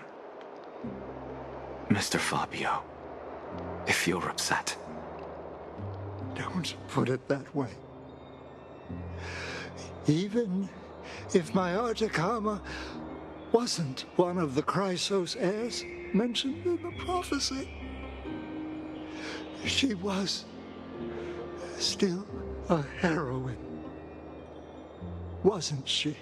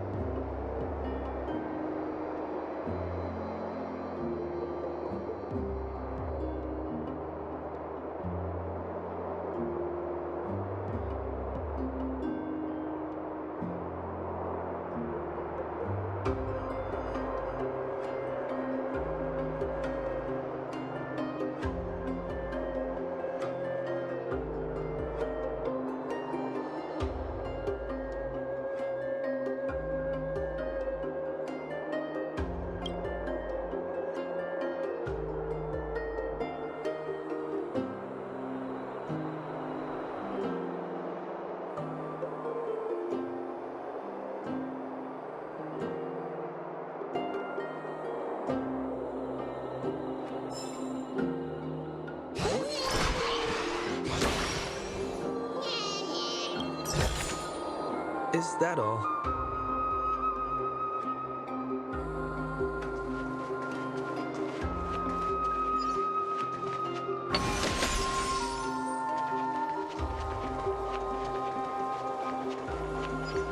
What's Dad talking about? What's wrong? I'm busy. There's a lot going on in the city, and I've got my hands full. Mister, we're sorry to bother you, but... No, wait, Lady Casters, did Lady Aglaia send you because of some mistake I made at work? Keep your cool, Titus. I'm Anaxagoras from the Grove of Epiphany, and a colleague of your father, Old Titus.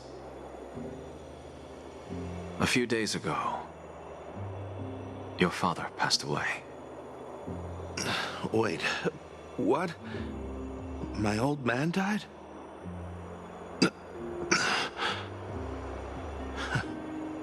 That's no shocker. At his age, he was due for the River of Souls any time.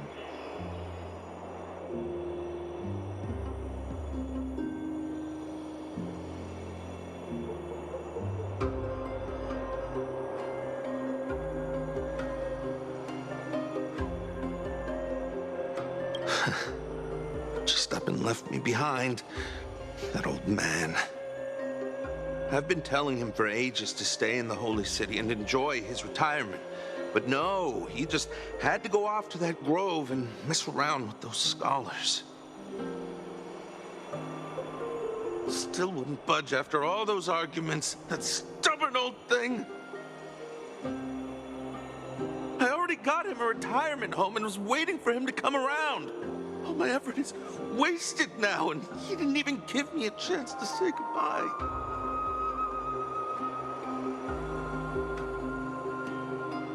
That bull-headed old man, stubborn as a mule.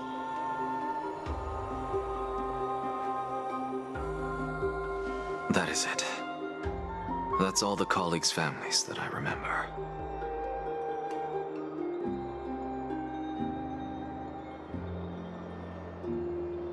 Good work, Mister.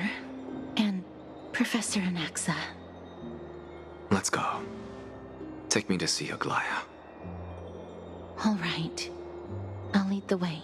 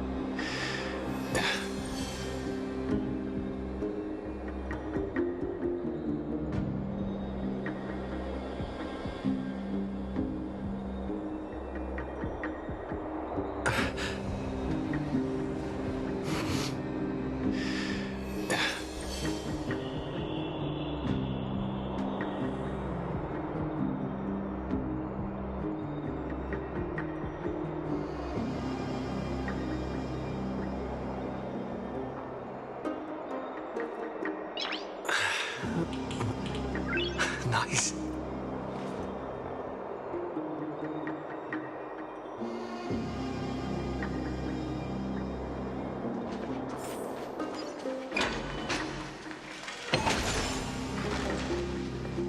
He's careful, not the spirit thief.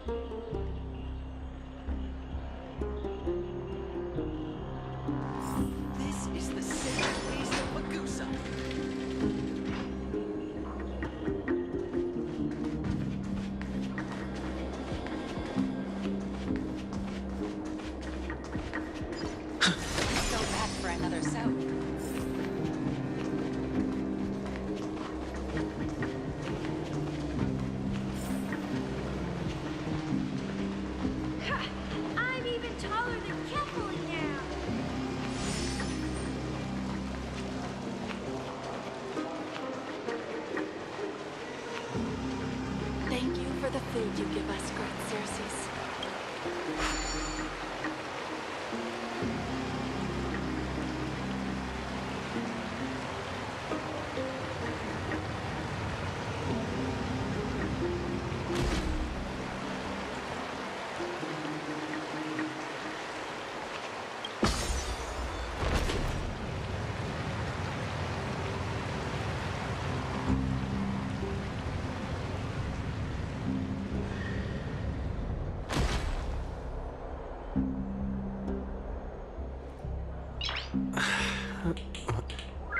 Nice.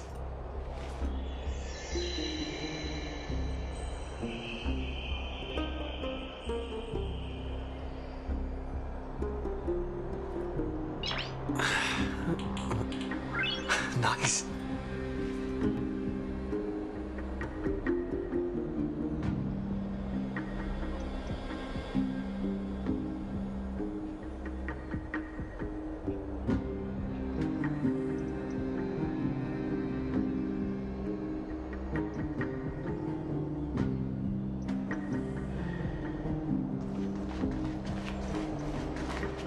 Miss Castoris, my lord, you're back.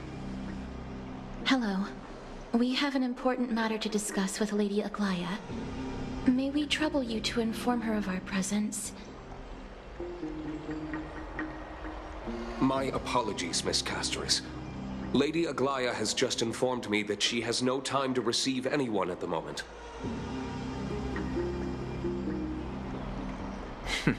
That's just great. She refuses to even see me.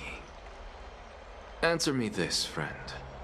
Did Aglaya order you to take me directly to prison? Who are you? Please don't jest. It's possible that she really is busy.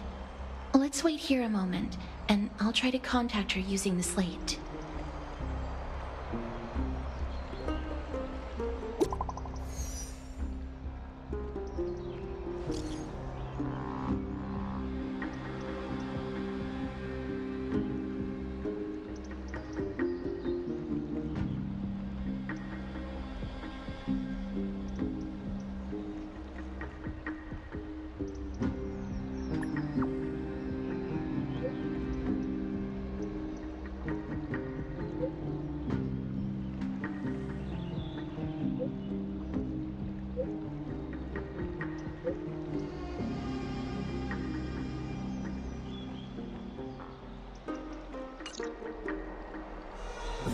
It's fortunate we don't have to confront that woman while I'm hauling around this sick body. Castoris, and this friend I haven't gotten the chance to know, I'll take my leave for today. That Titan made a myriad of adjustments on their own. My head still aches from that. I don't want to stay a second longer in this noisy city if I can. Please be careful. Akuma isn't the Grove. This place is covered by her golden threads. I know. That woman is extremely confident I won't escape her grasp. Don't worry. As I said before, I'll mind my behavior. Mister, so many unexpected things happened on our journey to the Grove. We truly had no intention of putting you in danger, let alone face the Black Tide head-on.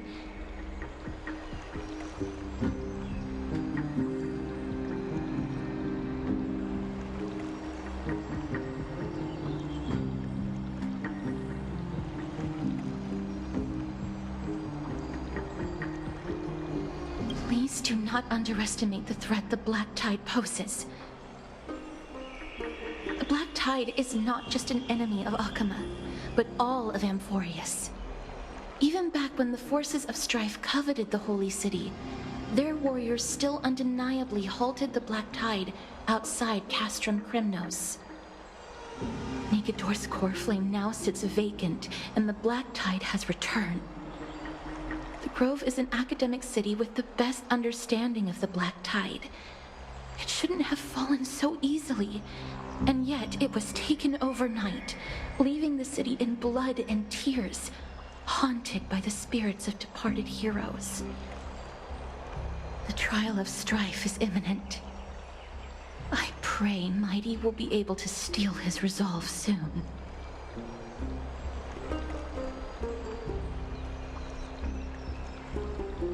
Lady Trebe once traveled across thousands of cities in Amphoreus to repel the Black Tide. But even they have no recollection of this powerful enemy in all their journeys. Perhaps the fall of strife has triggered even more terrifying events in unseen places. As for me, I detected a strong stench of death from that entity. But it wasn't because it had a connection with Thanatos. I'm afraid it's purely because it has sent countless others to their deaths. Speaking of Thanatos, Mister, there is something else I wish to verify with you. You must have an idea of the curse I bear by now. I was born as the shadow of death, a poison shunned by all living beings. Yet when you caught me in the grove, I'm curious why you weren't affected by my power, Mister.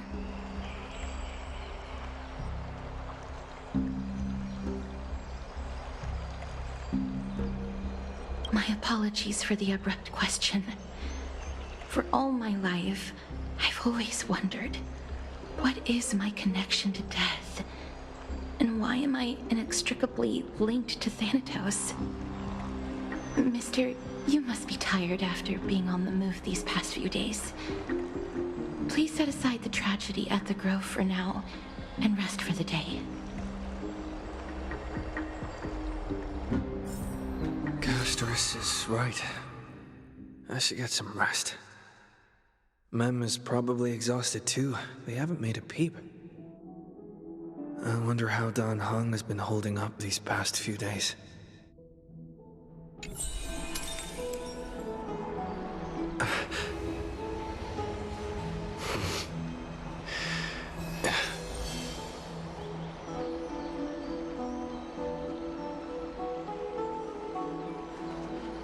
My apologies, Miss Castorus. Lady Aglaya has just informed me that she has no time to receive anyone at the moment.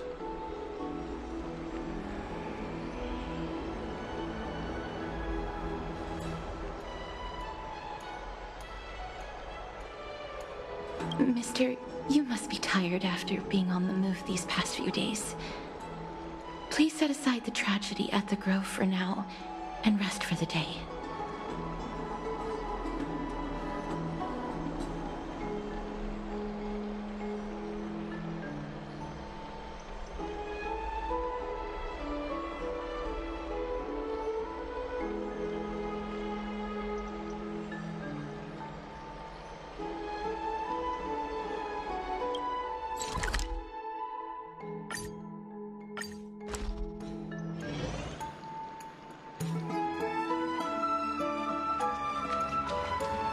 I'd love to go in and take a look. Oh, he looks like he's been well.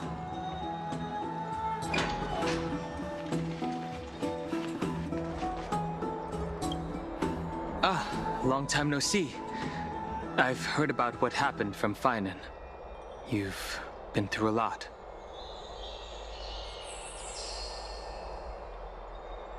It seems you took things pretty hard.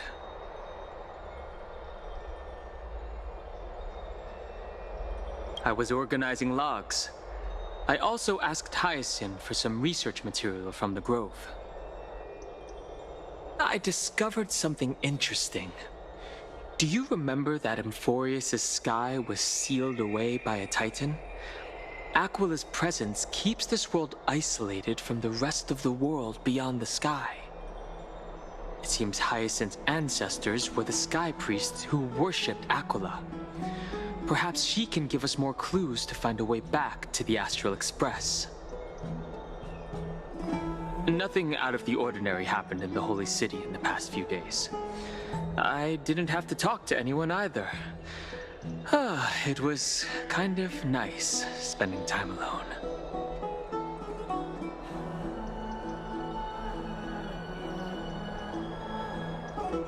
I'm afraid you'd probably find the task of organizing just as awful. You look tired. You should get some sleep before we set off tomorrow. Oh, by the way, I heard some rumors. If you're going to wander around, I suggest avoiding the hot bath.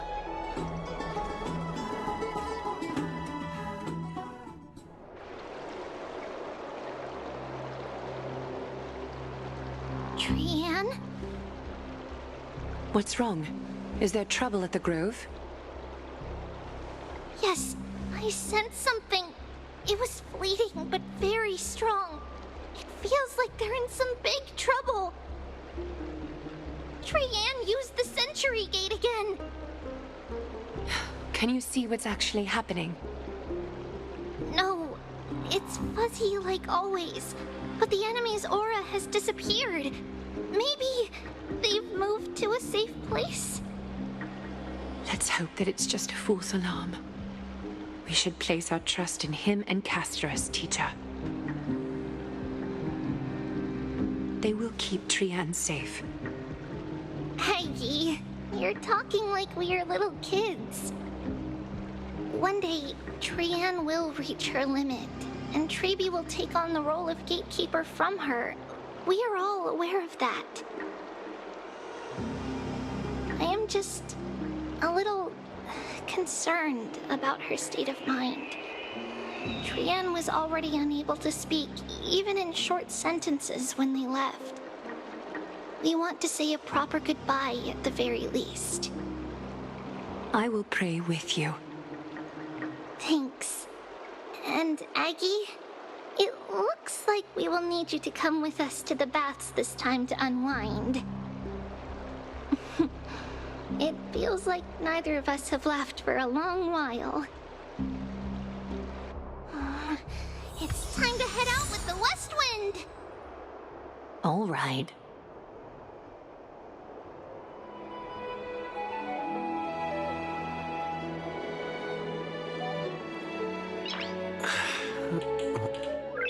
Nice.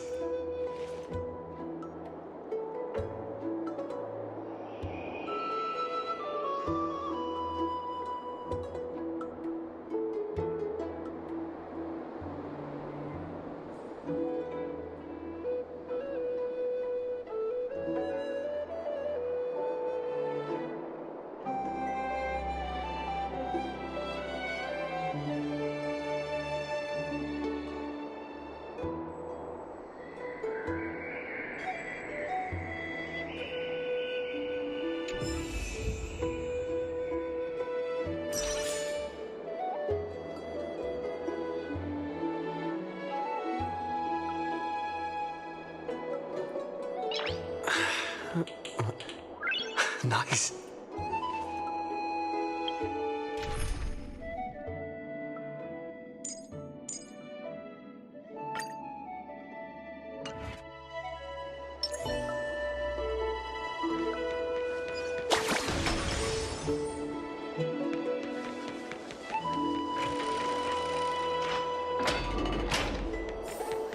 Here's really hot and heavy.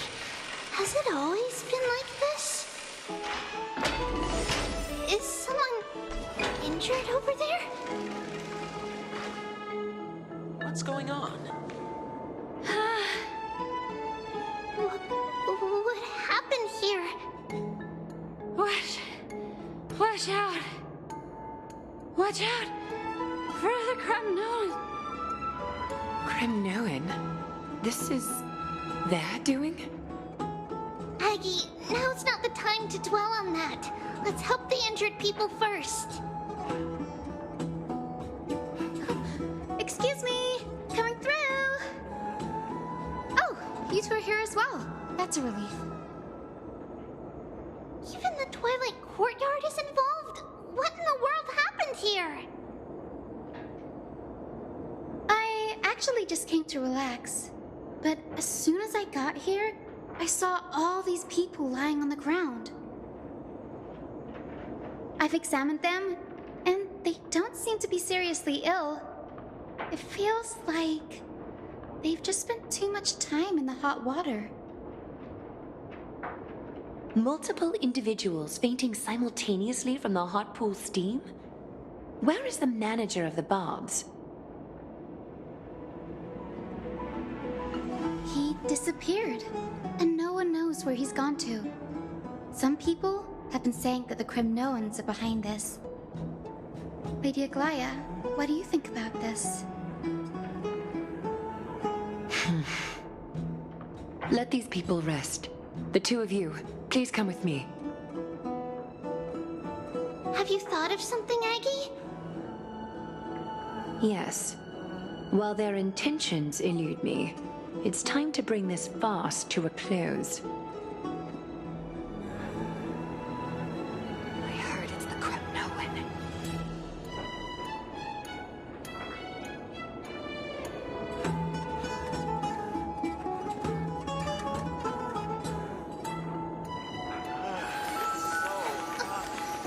It's a letter to the future. Watch.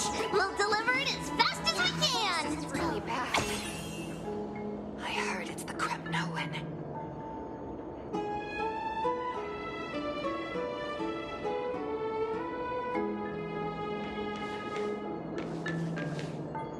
Oh, this many people? Who in... This is all you can do, huh? Pitiable deliverer.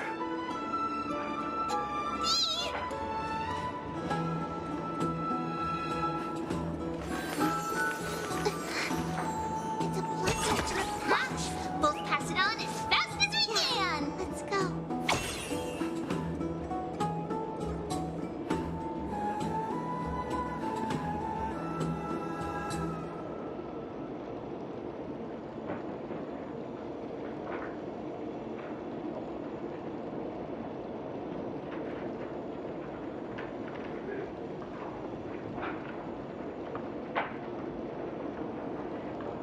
This is really bad.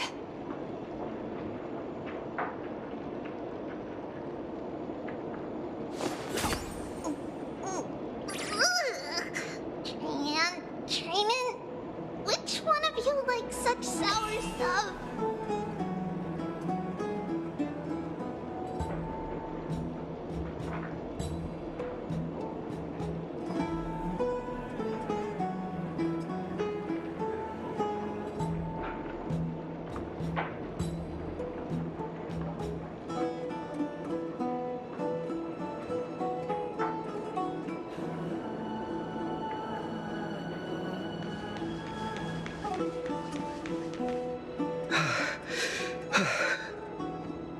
Snowy! Even Snowy! The culprit. The culprit is Mightimos. Oh. Dee! What did you do to everybody? It's just another duel where I claimed victory. Duel? As I expected. On the surface, these two are the mightiest warriors in the Holy City, but they're still impulsive youths at heart.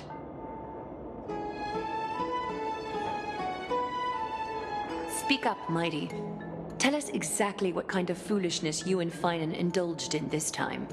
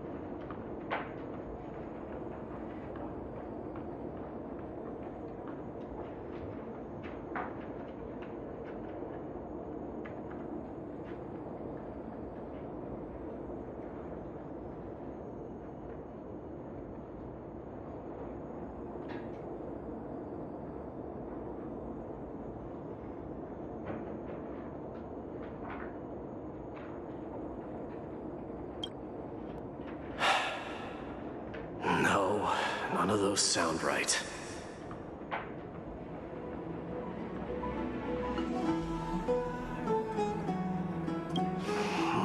Forget it. Am I seeing things? Is the magnificent deliverer finally deigning to step outside?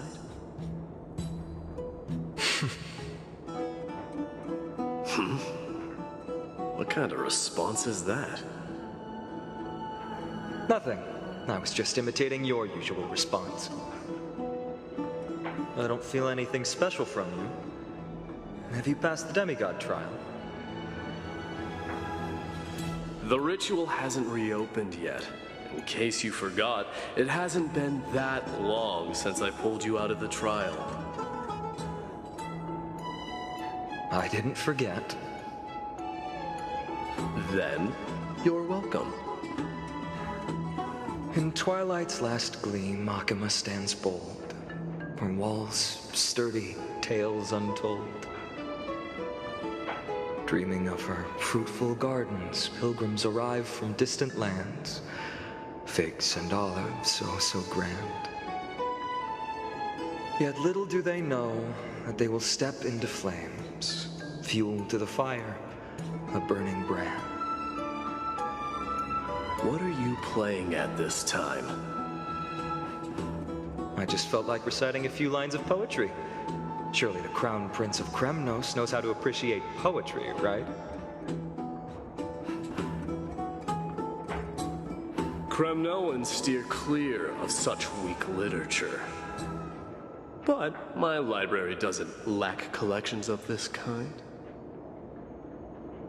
These lines express the poet's yearning for their home, just as Akuma is distant from many people's homes. I know how to interpret poetry, Haikis. There's no point in pretending to be profound, my friend. Thank you for helping me out when I was in a tight spot, but it seems to me that you aren't prepared for the trial either. Don't compare your situation with mine. My people are still relying on me. I can't ascend to godhood on my own without first resolving their issues. So, are you suggesting that you, the mighty Mightimos, and the heir to the throne of Kremnos, wish to defy tradition that has endured among your people for millennia?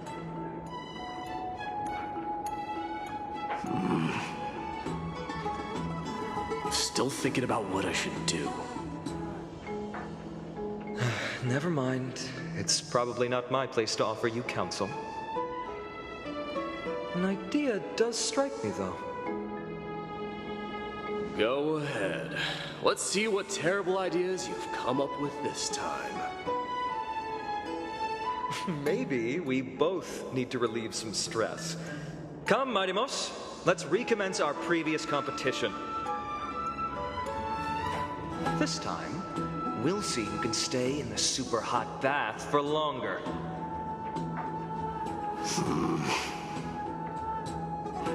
What? Are you chickening out? The phrase chickening out does not exist in the Kremnoan language. I just find this situation absurd, that's all. All-knowing historian, are you not aware that we Kremnoans use boiling water from sword forging for our baths? Looks like I'll have to teach you some royal etiquette today. And thus, an unprecedented sauna battle commences! With unparalleled resolve, the two warriors' determination even alters the very hue of the steam. Flames intertwine with scalding vapor, reaching toward the heavens, shrouding the sky and the sun. The spectacle is so magnificent that none dare gaze upon it directly. Since we can't see what's happening in the competition, why don't I regale you with a tale of kings to pass the time?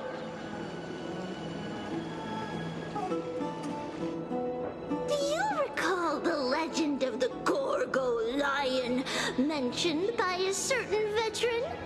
The central figure, the main character, was not the sole sovereign of that land. An Oryx stood as its formidable rival. Long before the dawn of Era Chrysia, the two beasts started their timeless battle on the plains of Tritos. The lion regarded the Oryx as its food, while the Oryx perceived the lion as a scornful, oppressive, and challenging barrier that it swore to topple with its antlers. For tens of thousands of years, without respite, the two creatures thus continued their relentless pursuit and rivalry.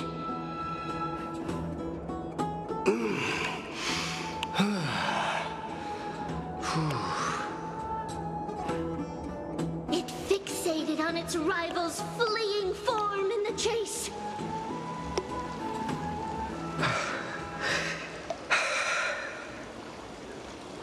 It set its sights on the other's neck, nearly within reach.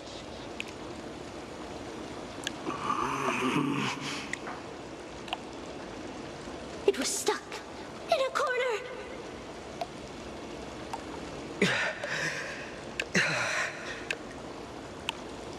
It had nowhere to escape. On the land of Amphoreus, some lives meet their end at dusk, some at dawn, and yet others are fated to perish under the blistering sun at noon. And at last, the most scorching moment of the day descended upon them. The formidable hand of fate heeded their call and arrived! My lords, would you like me to reduce the temperature a little?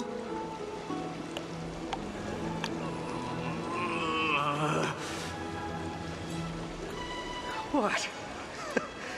You're chickening out already? Get lost. Are you asking me to get lost, or...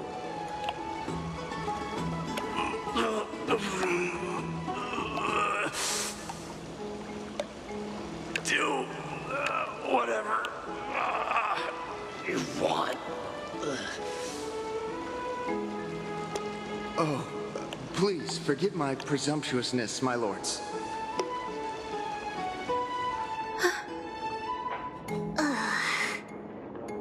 What a spectacle of folly. This is what you get for daring to challenge a Kremnoan without understanding your own place.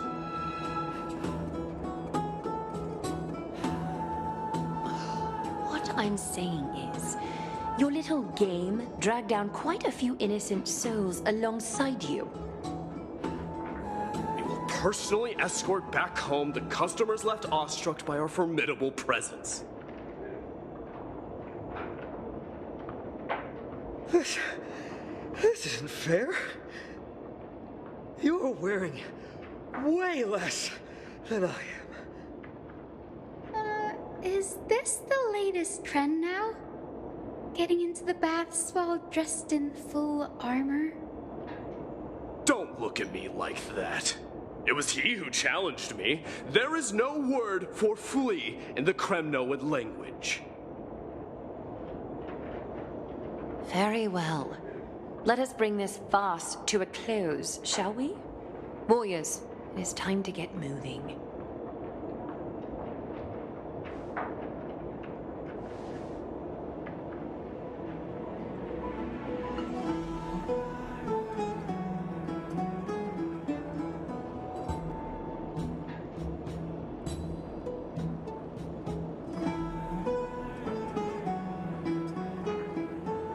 Alas, the flame chase journey is destined to be a lengthy one, replete with obstacles. But thanks to those two, all the gloom has vanished into thin air. Oh, we just had quite the commotion. It's not every day we find the Marmoreal Palace this serene. Shall we continue with our previous plans? Ryerson, would you care to join us?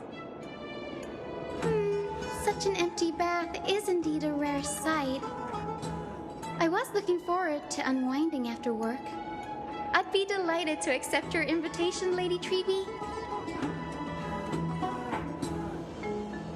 How about we go to the biggest bath?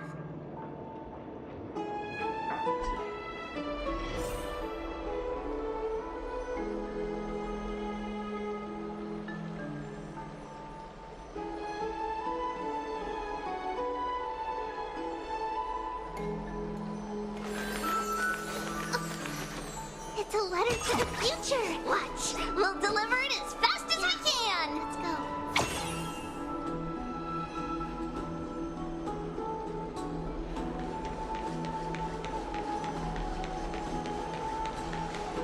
Let me check. The water temperature feels just perfect. So, how is the feeling of having the entire bath to yourselves? It's so good. But, Lady Treby, aren't you going to soak in the bath with us? We will have to pass. After all, we've become children. Please understand that she can no longer endure the heat of this pool due to the blessings of Janus. Oh. Are you curious about us, Hyacinth?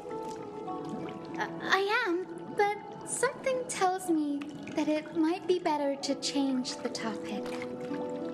Don't get all nervous. It's not something we can't discuss. The truth is, a long, long time ago, we were a mature adult just like Aggie. Then, because of reasons, we inherited Janus's divinity and gained the power of passage. And in return, the price we had to pay was the splitting of our soul. Each opening of the Century Gate intensifies the strain on Treby and the others. They are gradually regressing towards infancy, both in body and mind. We don't know what awaits us at the end either, but anyway, that's why we've turned into children. In that case, when you opened that giant sentry gate above Akuma during the battle against Nikador. Well, there's no way around it. We all know that the flame chase journey won't be a smooth ride.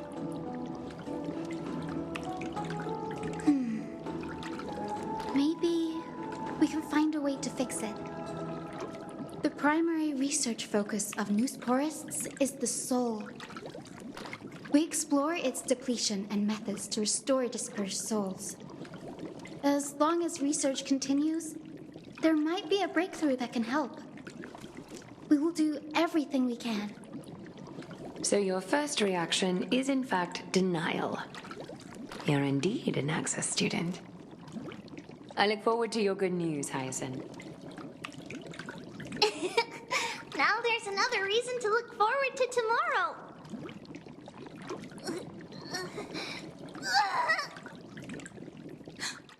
Lady Treby, what's wrong? Something's off. It's that strong feeling again. Is it Trian? Wait, no. It's not Trian this time. It's Trinan. Trinan is in danger.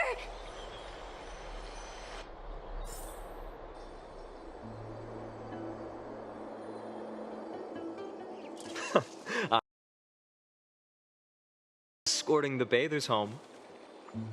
How does one contender alone make a valid competition? Offering a compliment or two wouldn't be the end of you, you know.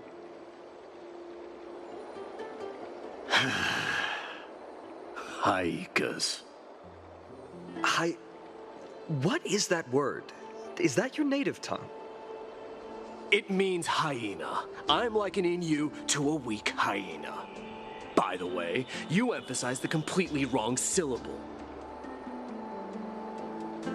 Though we've been acquainted for some time, I have rarely heard you talk in the ancient tongue of Kremnos. It's because I'm not exactly a master at it either.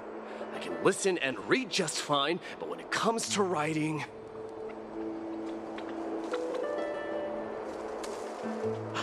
You can write?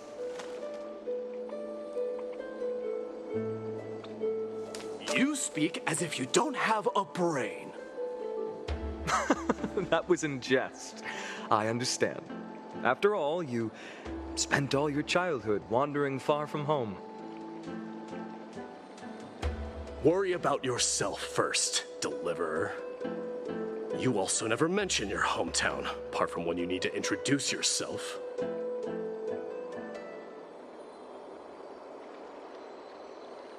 Well, it's because there isn't much to say. Aedes Elysiae is simply a tiny village that disappeared many years ago in the flames of war. The only times I get to see it are in my dreams, and in the trial from the Lance of Fury. I knew it. Yes, I saw it all. Aedes Elysiae ablaze with everyone. My family, friends, and my kin, lying in a sea of flames. A blood-red half-sun hung in the sky, just like on that day. And before my eyes, that murderer killed Cyrene. But I saw its form this time. A black cloak, an eerie mask, and a broken giant sword that carried an ominous aura. I fought it in the trial. But even though I've been fighting, improving, and resolutely getting stronger all this time, I still couldn't defeat it. You were blinded by hatred and almost lost yourself in that trial. That's right. And that's why I am truly thankful to you, Mightymouse. You finally picked up some manners. Better late than never. Then what about you, Mighty? What did you see in that trial? What do you fear? There is no word for fear in the Kremnoan language. I'm getting the feeling that your language has no words at all. But to answer your question, I saw Akuma in the trial. As well as... my old comrades. Hephaestion. Perdiccas. Ionius. Ptolemy. And Possesta. Ever since I returned from the Sea of Souls, these five have been by my side.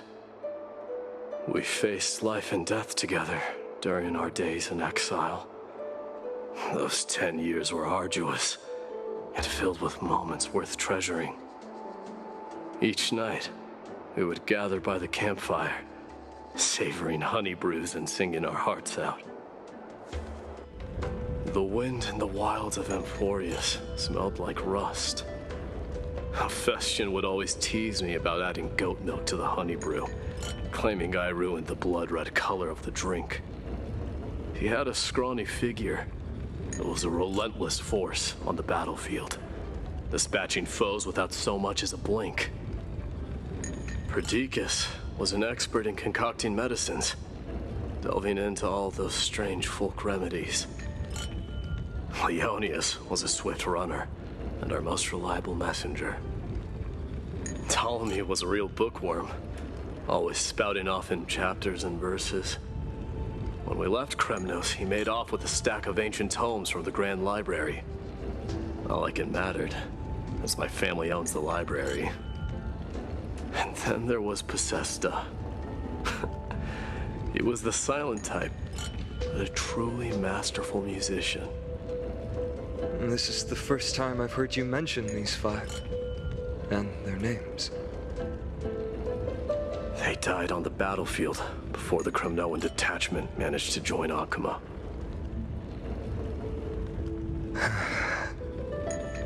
Perdiccas was the first to go. He was shot in the stomach by a poisonous arrow from the people of Ladon in the second month of cultivation. In the end, his remedies mended all but himself. Midamos, do not mourn. I have achieved honor by bestowing a noble death upon the enemy. Leonius died in the 5th winter. Idonia's snowstorm lasted 3 full months. On the night of the fiercest storm, our foes launched their assault. Idonia. Is that the city Castorus used to live in? Yes. Those zealots were as fearless as Kremnoans in the face of death, but they lacked respect for honor. They cornered us in the bottomless swamp. Leonius covered for our retreat. They cut his legs off.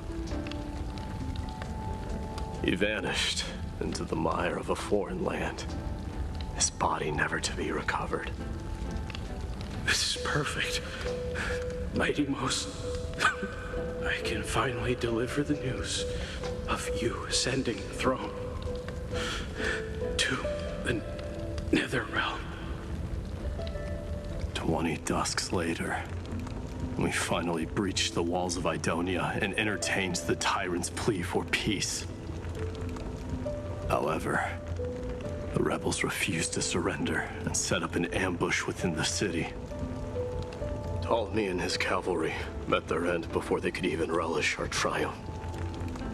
Those obelisks that collapsed after being set on fire became their final resting place. Midamos, please tell my family.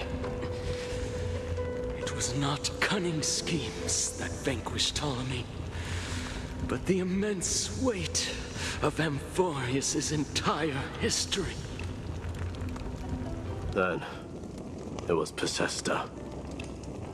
He lured the enemies into the city of Aenionis with his melodies, buying us invaluable time. Our enemies, consumed by indignation when they discovered the trick, set the entire city and my soldiers on fire. His final words were recorded on a small clay tablet, fractured by the flames. Midamos, don the crown. And at last, my most trusted friend, Hephaestion. He was supposed to stand by my side through it all. But a sudden relapse of his illness hit him on the eve of my duel against my father. He hid his condition from me. By the time I returned victorious, he had but a breath left in him. A Kremnoan dying on a sickbed. I would be a laughingstock to everyone. Hephaestion, my dear friend, spare your strength. I'll go get a physician. No need. Even if Perdiccas were here, he couldn't stop destiny from taking me away. No! None can take you away.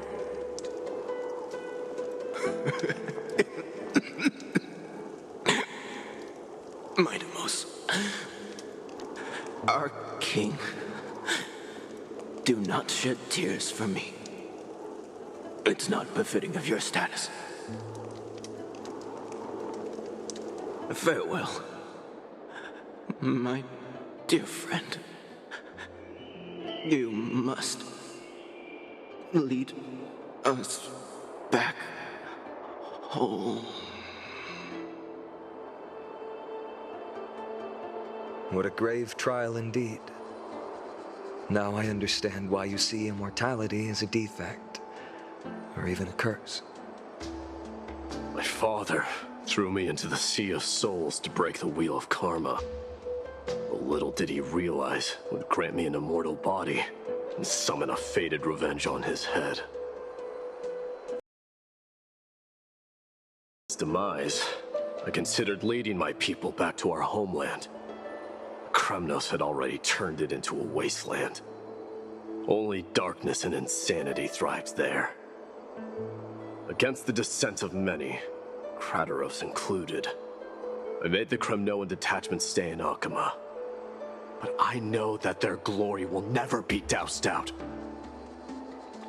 The instant of strife shall inevitably arrive. If you take over Nikador, then you must begin the journey back to your homeland. So, you hesitate because you think leaving your people in the Holy City is a better choice?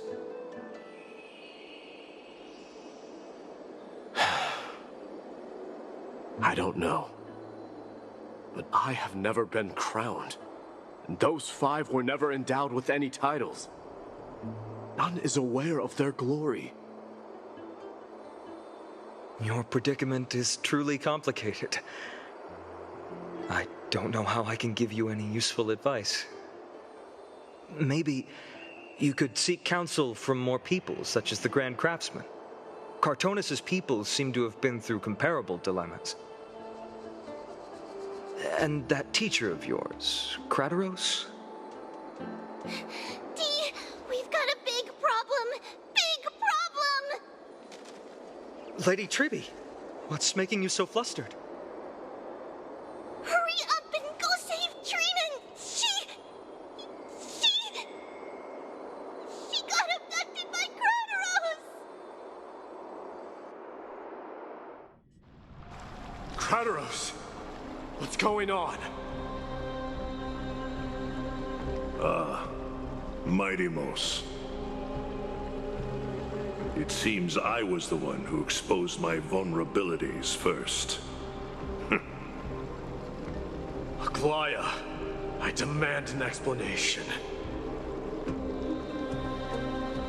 This man abducted Trinan by force and forced her to bring him to the vortex of Genesis. He then brazenly stepped into the trial of the Lance of Fury, and naturally failed. Is she telling the truth? Why did you do that? Because I don't want to wait anymore. Your hesitation made me desperate.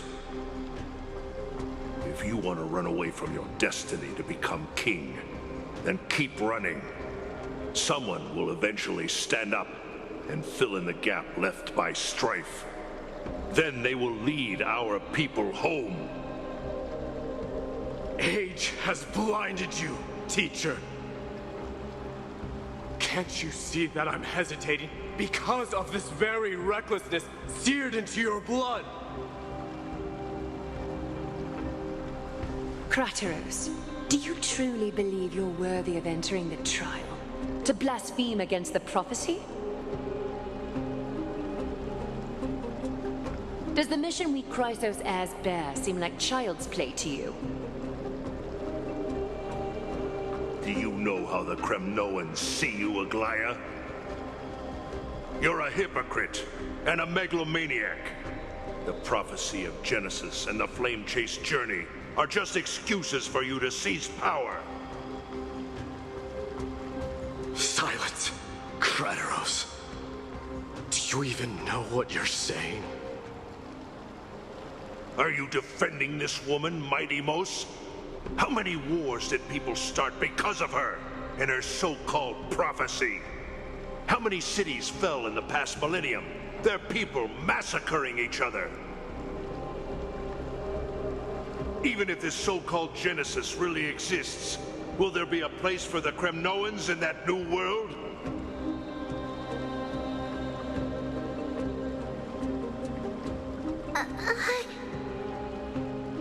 Are you done talking? By agreement between the Chrysos heirs and the Council of Elders, Those who trespass upon the vortex of Genesis need not be tried by the Council. I am allowed to pass judgment alone. Crateros, your actions are unforgivable. I hereby sentence you. Aggie, wait! We have a proposal. Someone has to resolve this conflict between the cities. Lord Crateros did not use violence to harm us. We can sense that his anxiety stems from his concern for his people's future. Please, Aglaya, hear us out first. I'm listening. I'm sorry, Lord Crateros. We were so preoccupied with deciphering the fragments of prophecy that we neglected those of you not favored by its message. Your accusations were harsh, but justified. We wish to earn your trust and those of the Kremnoans. I think the best way to do that is to take you to witness the source of the prophecy for yourself. How are you going to show me something that has no form? You've heard about that Outlander, right? He has somehow made a connection with Orynyx and can completely replicate scenes from the past. We will ask for his aid. Tomorrow, at the Abyss of Fate in the Temple of Yanisopolis, we will show you everything from that distant memory, Crateros. A fair proposal. I accept. Until then, you will be stripped of your freedom. That is my one condition, and I will brook no argument. It is not the first time I've been made someone else's prisoner. Do as you please, demigod. Teacher, why did you do this? Forgive me, young master. But I just cannot wait any longer. Ever since your father died, our people and I have been waiting for a day to revive Kremnos. We placed all of our hopes in you, but never received an answer. This obsession for returning home has become a sickness for our people. Wise as you are, I refuse to believe that you can't see the truth. You have a clear head, which is why you're also incomparably alone. A smart person can only choose to tangle himself with the mundane of this world. If you're truly capable of leading our people beyond this blood-stained fate, then prove it to me once more, Mighty Mos. Just as you did back then.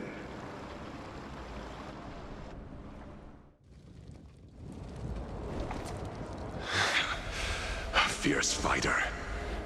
I did not expect such heroism from a feeble Alchemon. Fulfill your duty as the victor, warrior, and tell me your name. I seek an honorable death from you. As if you have any honor! Listen closely. I am the leader of the Kremnoan detachment, Mighty Mos. I'm here to finish you, Father.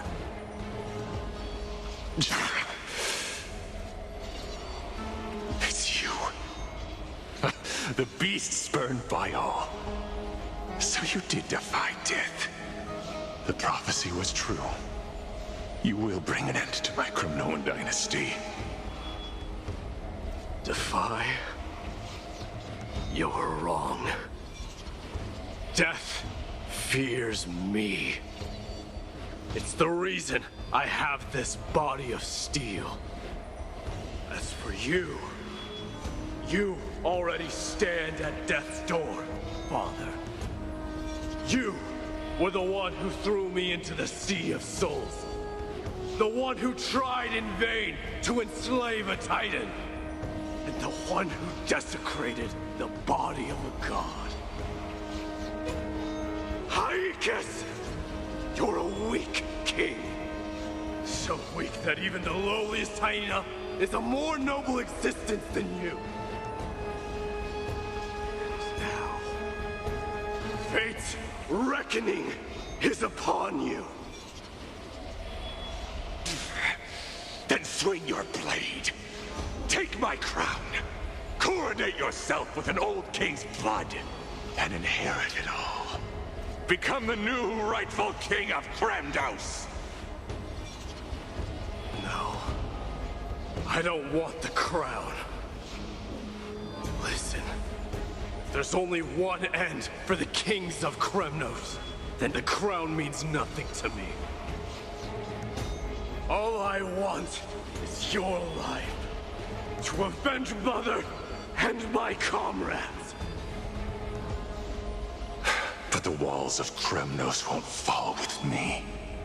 Do you truly think you can escape fate's grasp, my son?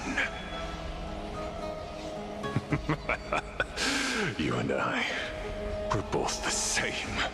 We feast on strife and fear. Now kill me! The son of Gorgo is destined to be crowned in blood!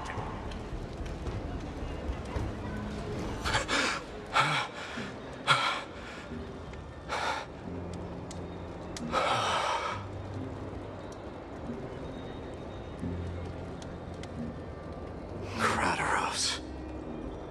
He said the Grand Craftsman Cartonus might have some suggestions. Might as well go see him. Grand Craftsman, how have you been? King of Kremnos it is. That you would come, I knew. You knew I was coming? Your matters, I've heard. The path forward you seek. Many questions you have. But before that, take this. What's this? A signet ring for the King of Kremnos. Belonged to your mother. Recast and restore it. I did. What? Mother threw it into the Sea of Souls. A long time to fish out it took. Very fortunate we were. I can hardly imagine how much patience and courage it must have taken to find such a small signet ring in the Sea of Souls. I owe you one. Gratitude there is no need for. Repayment for saving me, this is. Questions you bring with you? Ask now. Fate I've always denied. It's finally caught up to me. By all rights, I should accept Strife's authority. It would make everyone happy. The Chrysos heirs, the Council of Elders, the Kremnoans. Even the bards who will write it all into song. Yet hesitate still you do. Hesitate, why do you, young king? Because of my people. Be they men, women, the elderly or children. The hearts of all Kremnoans yearn for home. They've all been waiting for this day. For the day their king returns. Children of Strife would then be able to go home and embrace the old traditions. Never mind that most of them have only ever been heard in these so-called traditions in song. They would then gather around their king and throw themselves into battle. This is not a good thing, you believe. The Kremnoans have been trapped in a cycle of bloodshed for the past 1,000 years. They seek vengeance, start wars, become prosperous, and decline. How much innocent blood flowed into the River of Souls in all those years.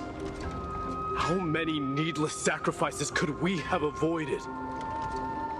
I accept that fate and become the totem of strife that lead my people into repeating the same mistakes. Then of course I would be terrified.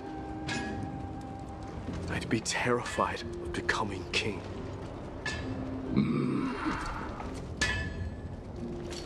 A different kind of Kremnoan you truly are.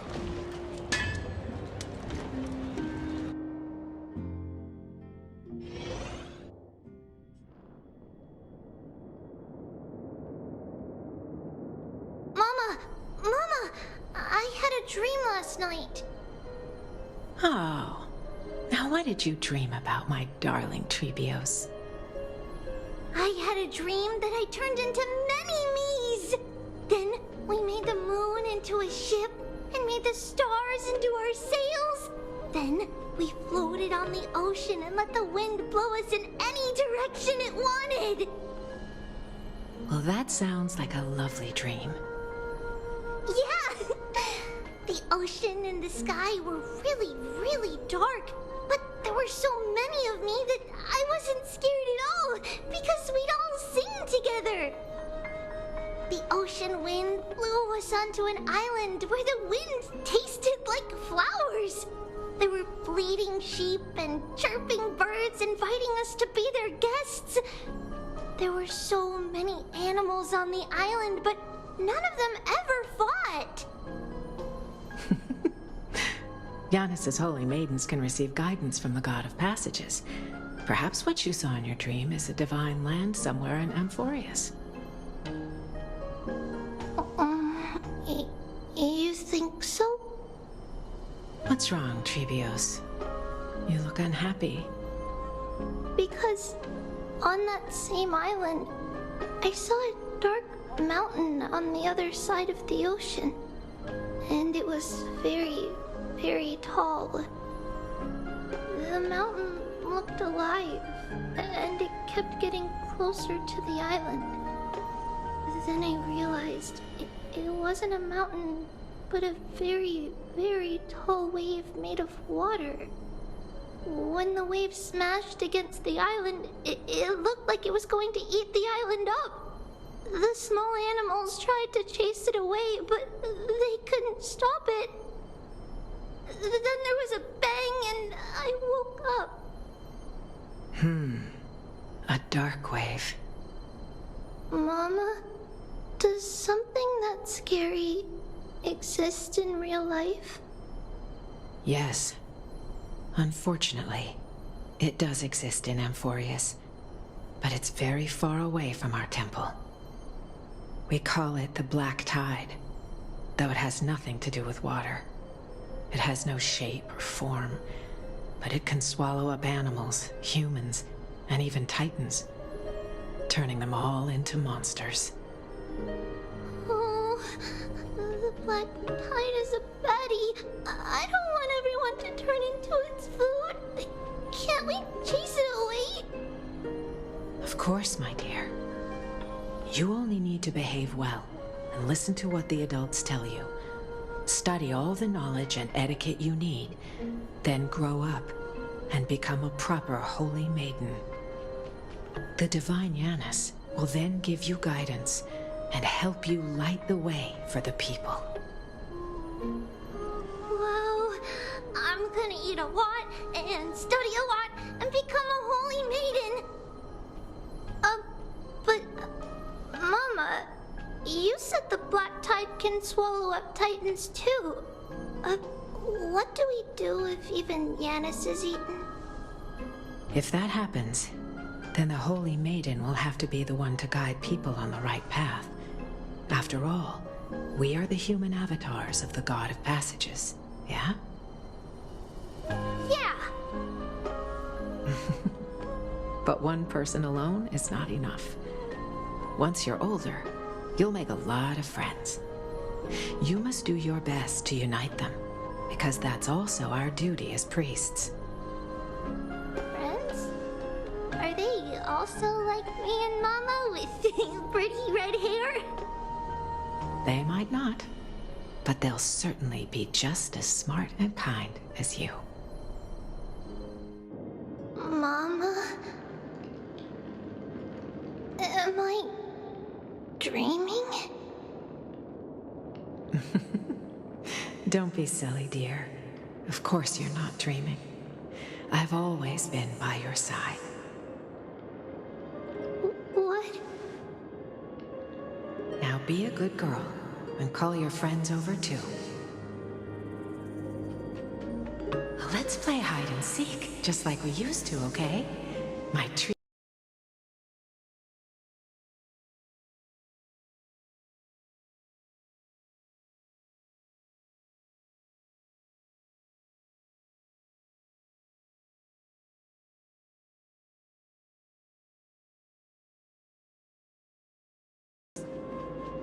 The voice sounds so far away. I don't remember. Who am I looking for? Your friends, who will chase the black tide away alongside you, of course. Is this from my childhood? I don't remember.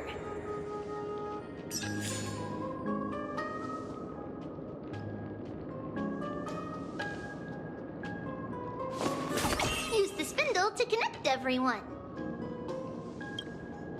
There will be an amazing captain on that big ship. She's cheerful, optimistic, bold, and cautious. She'll be able to get everyone together. Wow, that's amazing! Can I be the captain? Of course you can. But you'll find someone else who's better for the job, my dear.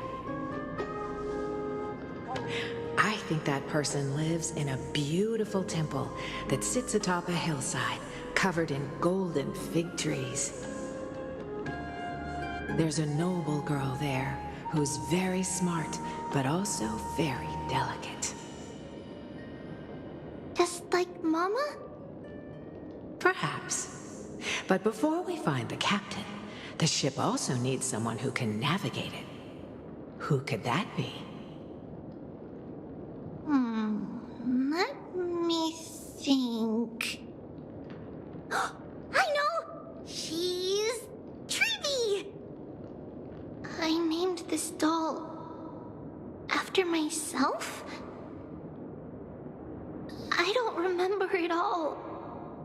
Is this a dream or something that happened in the past?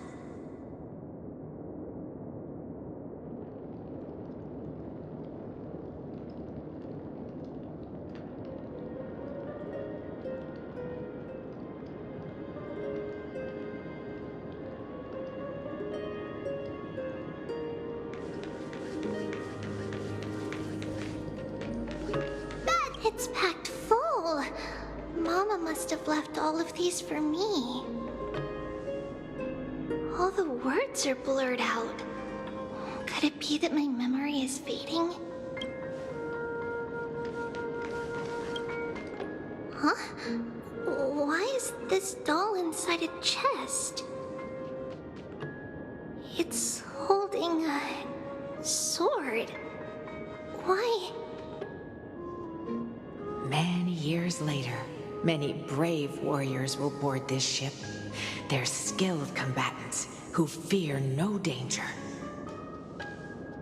Ooh, I can learn how to fight too and protect everybody! Silly girl. You're Yanisopoulos' holy maiden. It's not your duty to fight. There will be many others to protect you. All right.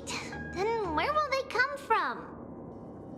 I believe one warrior hails from a lovely village where bulrushes flourish, while another comes from a magnificent royal city. Though each has their own troubles, both are ready to lend their strength for the ship's long voyage. In that case, let Trian fight by their side. This way, they'll always stay on course. could I have known the name Trian back then? Was it just a coincidence, or...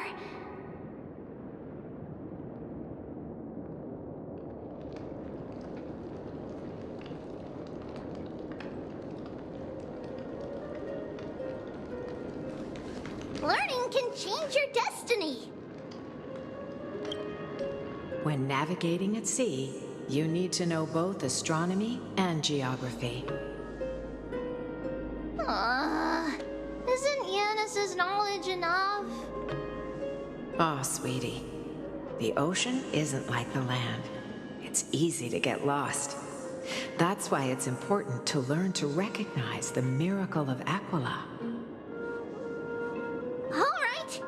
Even though my brain is already super duper smart, I'll still try my very best! Circe also favors children who try their best. They will send a wise scholar as everyone's teacher to help you reach your dreams. I want to be a teacher too! Oh, wait. I'm super duper smart. So I want to be the teacher's teacher! Why not? But if you're going to be a teacher, you might need to tone down that hyper energy of yours. Then Trinan can do it! She's well behaved and would make a great teacher. Mama and the others always said that I had a great memory.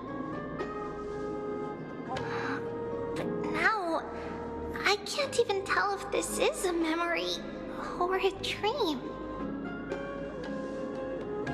Come, let's line them up.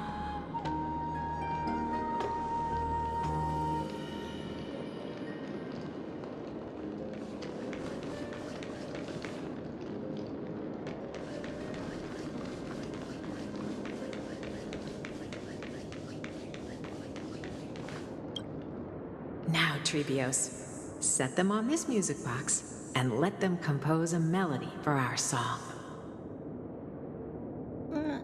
Music box? What's that? Sweetheart, are you still groggy from your nap? You invented it. I invented it? What does it do? Oh, my lovely Treeby. You're usually so bright. What's gotten into you today? Well, you might as well see for yourself. Put your good friends on it and see the wonders it can do. Put the dolls on.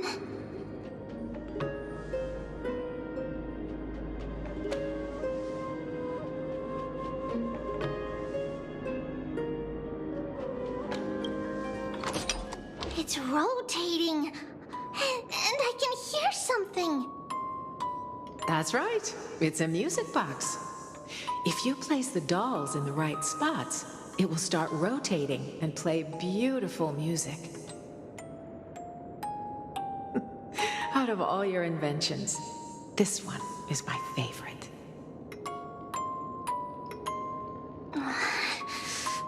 I don't remember. It's all right, my child. I'll sing along to the tune, and it will help jog your memories. Happiness abounded in this lush land by God's chosen. Giants raised their glasses in a toast, beheld by the 12 constellations. 3 carved the heavens and the earth. 3 wove the threads of fate. 3 molded life with their hands, and 3 guided calamity's gate. They declared the world too unstirring, hence wished endless laughter upon the living. Thus you and I were created, with words and song to weave, and love and intimacy to give. Thus creation was complete. Who then will bear the weight of humanity's souls, to lighten the steps of the living as a whole? O great Kephale, all-knowing Father of stature so tall, yet low does their gaze willingly fall. With light of dawn heavy upon their shoulders, golden blood spills unto the land, converging into a boiling river that flows to the heroic heirs of this world.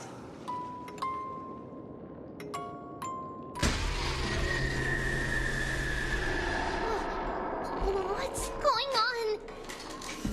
Oh, Eunice, please lend me your ears. In the black mist, as death and fate draw close, on the bloodied earth, the living and dead, but ghosts. What is this world? It mirrors your maze. What is this world? A silent lament without a trace. What is the past? Wandering ghosts that linger. What is the future? Souls scattered by fate's finger. What is the start? A voyage born in solitude. What is the end? The spirit, lonely and subdued. Lonely and subdued. And subdued. And subdued. Subdued. Subdued. Subdued. Subdued. Subdued.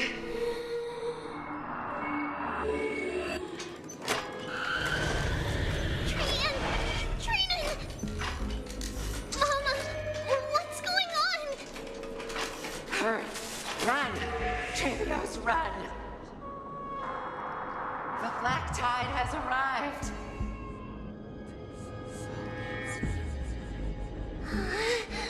Where can I go?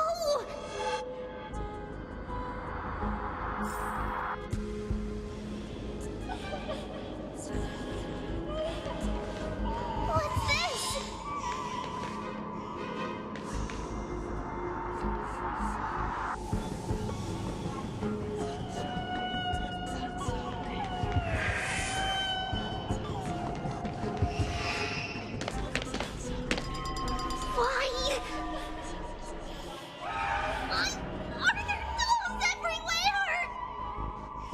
This is the sacrifice of a holy maiden. You won't make it to the... Only one person can. I know! It's fine if we can't reach the end. Our minds are made up. Go. Bid your farewells, Trivios. Time is running out. Mama, are you going to leave me? My sweet girl, I will never leave you. But remember this, Trivios.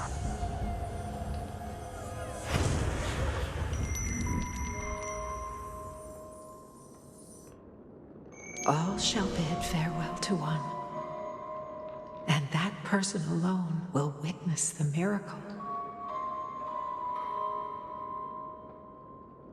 Since your mind is made up, then traverse the black tide and dispel the fog for Amphoreus.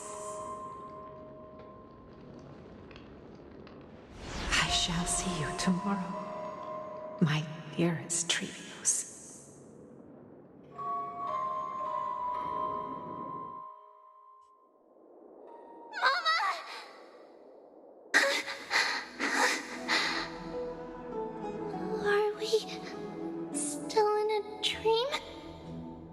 Did you have a nightmare? Maybe. But it's been a long time since we had any dreams. It's not yet the entry hour. You still have plenty of time to rest. No. Our heart is still racing. It must be that reckless Crimnoan soldier who startled Trinan. And you as well. If you want, I can pass through his chest with the golden thread right now. Aggie, cut it out with the scary talk. I'm just kidding. If I were serious, I wouldn't have waited until now.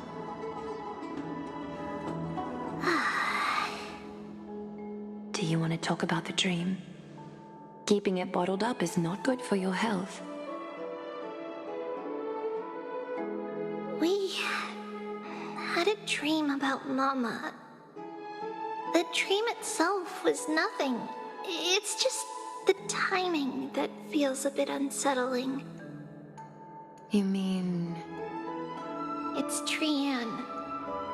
Even if we refrain from ever using the power of the Century Gate again, her soul continues to slowly drift away from her body. There isn't much time left. Perhaps it wouldn't be such a bad idea to let her relinquish her role as the gatekeeper and live out her days as a carefree child. You have a point, Aggie, but our decision has already been made on that matter. I believe there's still another way. Souls will be spent until they dissolve into dust. Such is our fate. Once we had a whole and connected body. If that body were a tree, then its trunk and branches would share the same fate, decaying at the same pace. Now, we are fragmented into numerous selves. Despite the absence of a trunk, we are offered another possibility. We can choose how our branches will perish in a way that is most beneficial to the Flame Chase journey. Compared with saying farewell to one person, watching many fade away before me is even more sorrowful.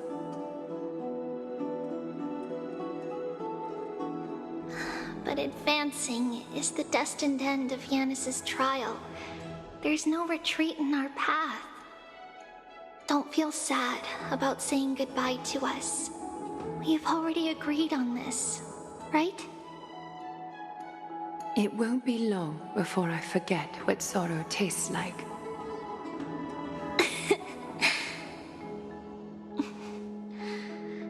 So, what would you like for breakfast, Aggie? What? Where did that come from? After all this talking, we are feeling a bit hungry. Plus, it's nearly the entry hour now. Do you remember when we first met, Aggie? You were still a little one, and we caught you secretly eating oatmeal late at night.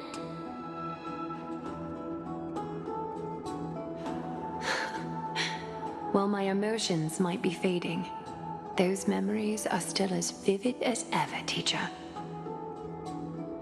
Please, let me do it. What would you like to eat? It's fine! Leave it to us. You should rest for now. It won't take long, and we'll call you when it's done.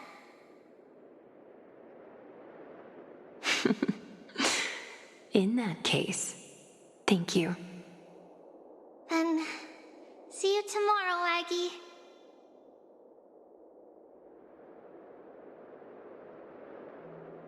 Nevertheless, that nightmare is ominous. Memories are slipping away, even the image of Mama.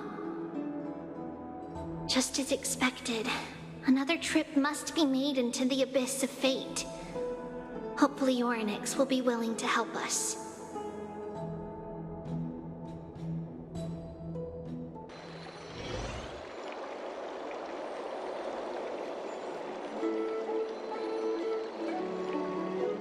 Long time no see, Professor Anaxa. Who are you? It's been a while. I'm the one who once overthrew the entire classroom in that spiritual physics lecture. Oh, it's you. No way. Do you really still remember that, Professor? I remember that glib tongue of yours. What brings you here? Surely you're not here to reminisce. You could tell. Of course. You only beat around the bush when you have a hidden agenda. That's not true. I'm here to seek enlightenment, as always. Could you please teach me everything you know about the black-robed swordmaster? Rumors sure travel fast. Unfortunately, I too know nothing about it. I can only tell you that it is clad in a black robe and wields a greatsword. At least, it looks like a greatsword. It's shaped like a twisted half-sun, and a peculiar dagger resembling a crescent moon. By the way, take this with you. I got it from the sneak attack. It's yours now. I was right. It is this thing. The one who torched Aedes Elysiae to the ground and killed everyone. Don't try to be a hero. No one in Akama stands a chance against that thing right now. Is that what the Titan said as well? Not at first. But the god relented after having had a taste of its power. Even with the god possessing me, I couldn't fight against that blade. That incredible power doesn't seem to be granted by any Titan. Are you suggesting that it originates from beyond Amphoreus? It's possible. Much like the Black Tide, no? Nonetheless, it's an enemy we must overcome. We? Drop the pipe dream, Phynon. No one wants to see you fall by their blade. Their mere presence will endanger the Holy City and the Flame Chase. You know that I don't believe.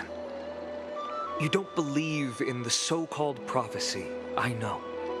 However, I'm here to seek your assistance, not at the request of Aglaya or Treeby. I just want to eliminate a threat to the city I pledged to protect. That's all. The tragedy at the Grove must never happen again. Take a seat. Since you are sincerely seeking enlightenment, I suppose I can tell you one more thing.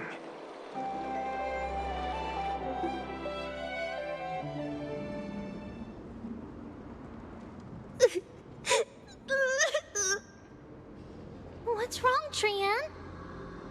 Nothing. Just remembering what happened at the Grove. Monster in the black cloak. So scary. Everyone in danger. Nightmare. I can't forget. Don't be scared. There are no bad guys here. Didn't you save everyone with the Century Gate, Trian? Trian threw it away. Far, far away. It's never coming back. We got back safe from the Grove because of you, Trian. You're the reason the Flame Chase journey can continue. Sorry. Trian feels a bit dizzy. Why are we here again? For the same thing, of course. Remember? Tomorrow we will reveal the prophecies past to everyone. But first, we need to restore the memories that have been blurred by the fragmentation. We hope to present the full truth to everyone without hiding anything. Since Yanis caused the fragmentation, we can only turn to another Titan or Onyx for help. Also, remember to get breakfast ready for Aggie before the Lucid Hour tomorrow. Oh, yes! Trian remembers now. Oh, on that note, We had better prepare some saffron before we meet with the Titan. Saffron? Oh, it's an essential offering for rituals in the Temple of the Three Fates. You think we shouldn't go to Orynyx empty-handed? Yes, it's also a symbol of Yanisopolis. If we are to replicate memories, we need to use something that has experienced those days. And when we first met Aggie, we added that to the porridge we made for her, and she really loved it. I see! It's like killing 3 birds with 1 stone! But it all depends on whether Orynyx is willing to help us. This could be a problem. After all, it was us who took the core flame from Yanis, from Orynyx's kin. We will have to give it a try. If there's truly no other way... In our current state, we probably can't do anything to them. We'll cross that bridge when we get there. Leave it to Trian. Trian knows how to play cute. In any case, let's look for saffron first. I hope there's still some left in the temple, untouched by Mikador's soldiers. I remember that aged saffron is preserved in sealed jars. Let's be on the lookout as we go.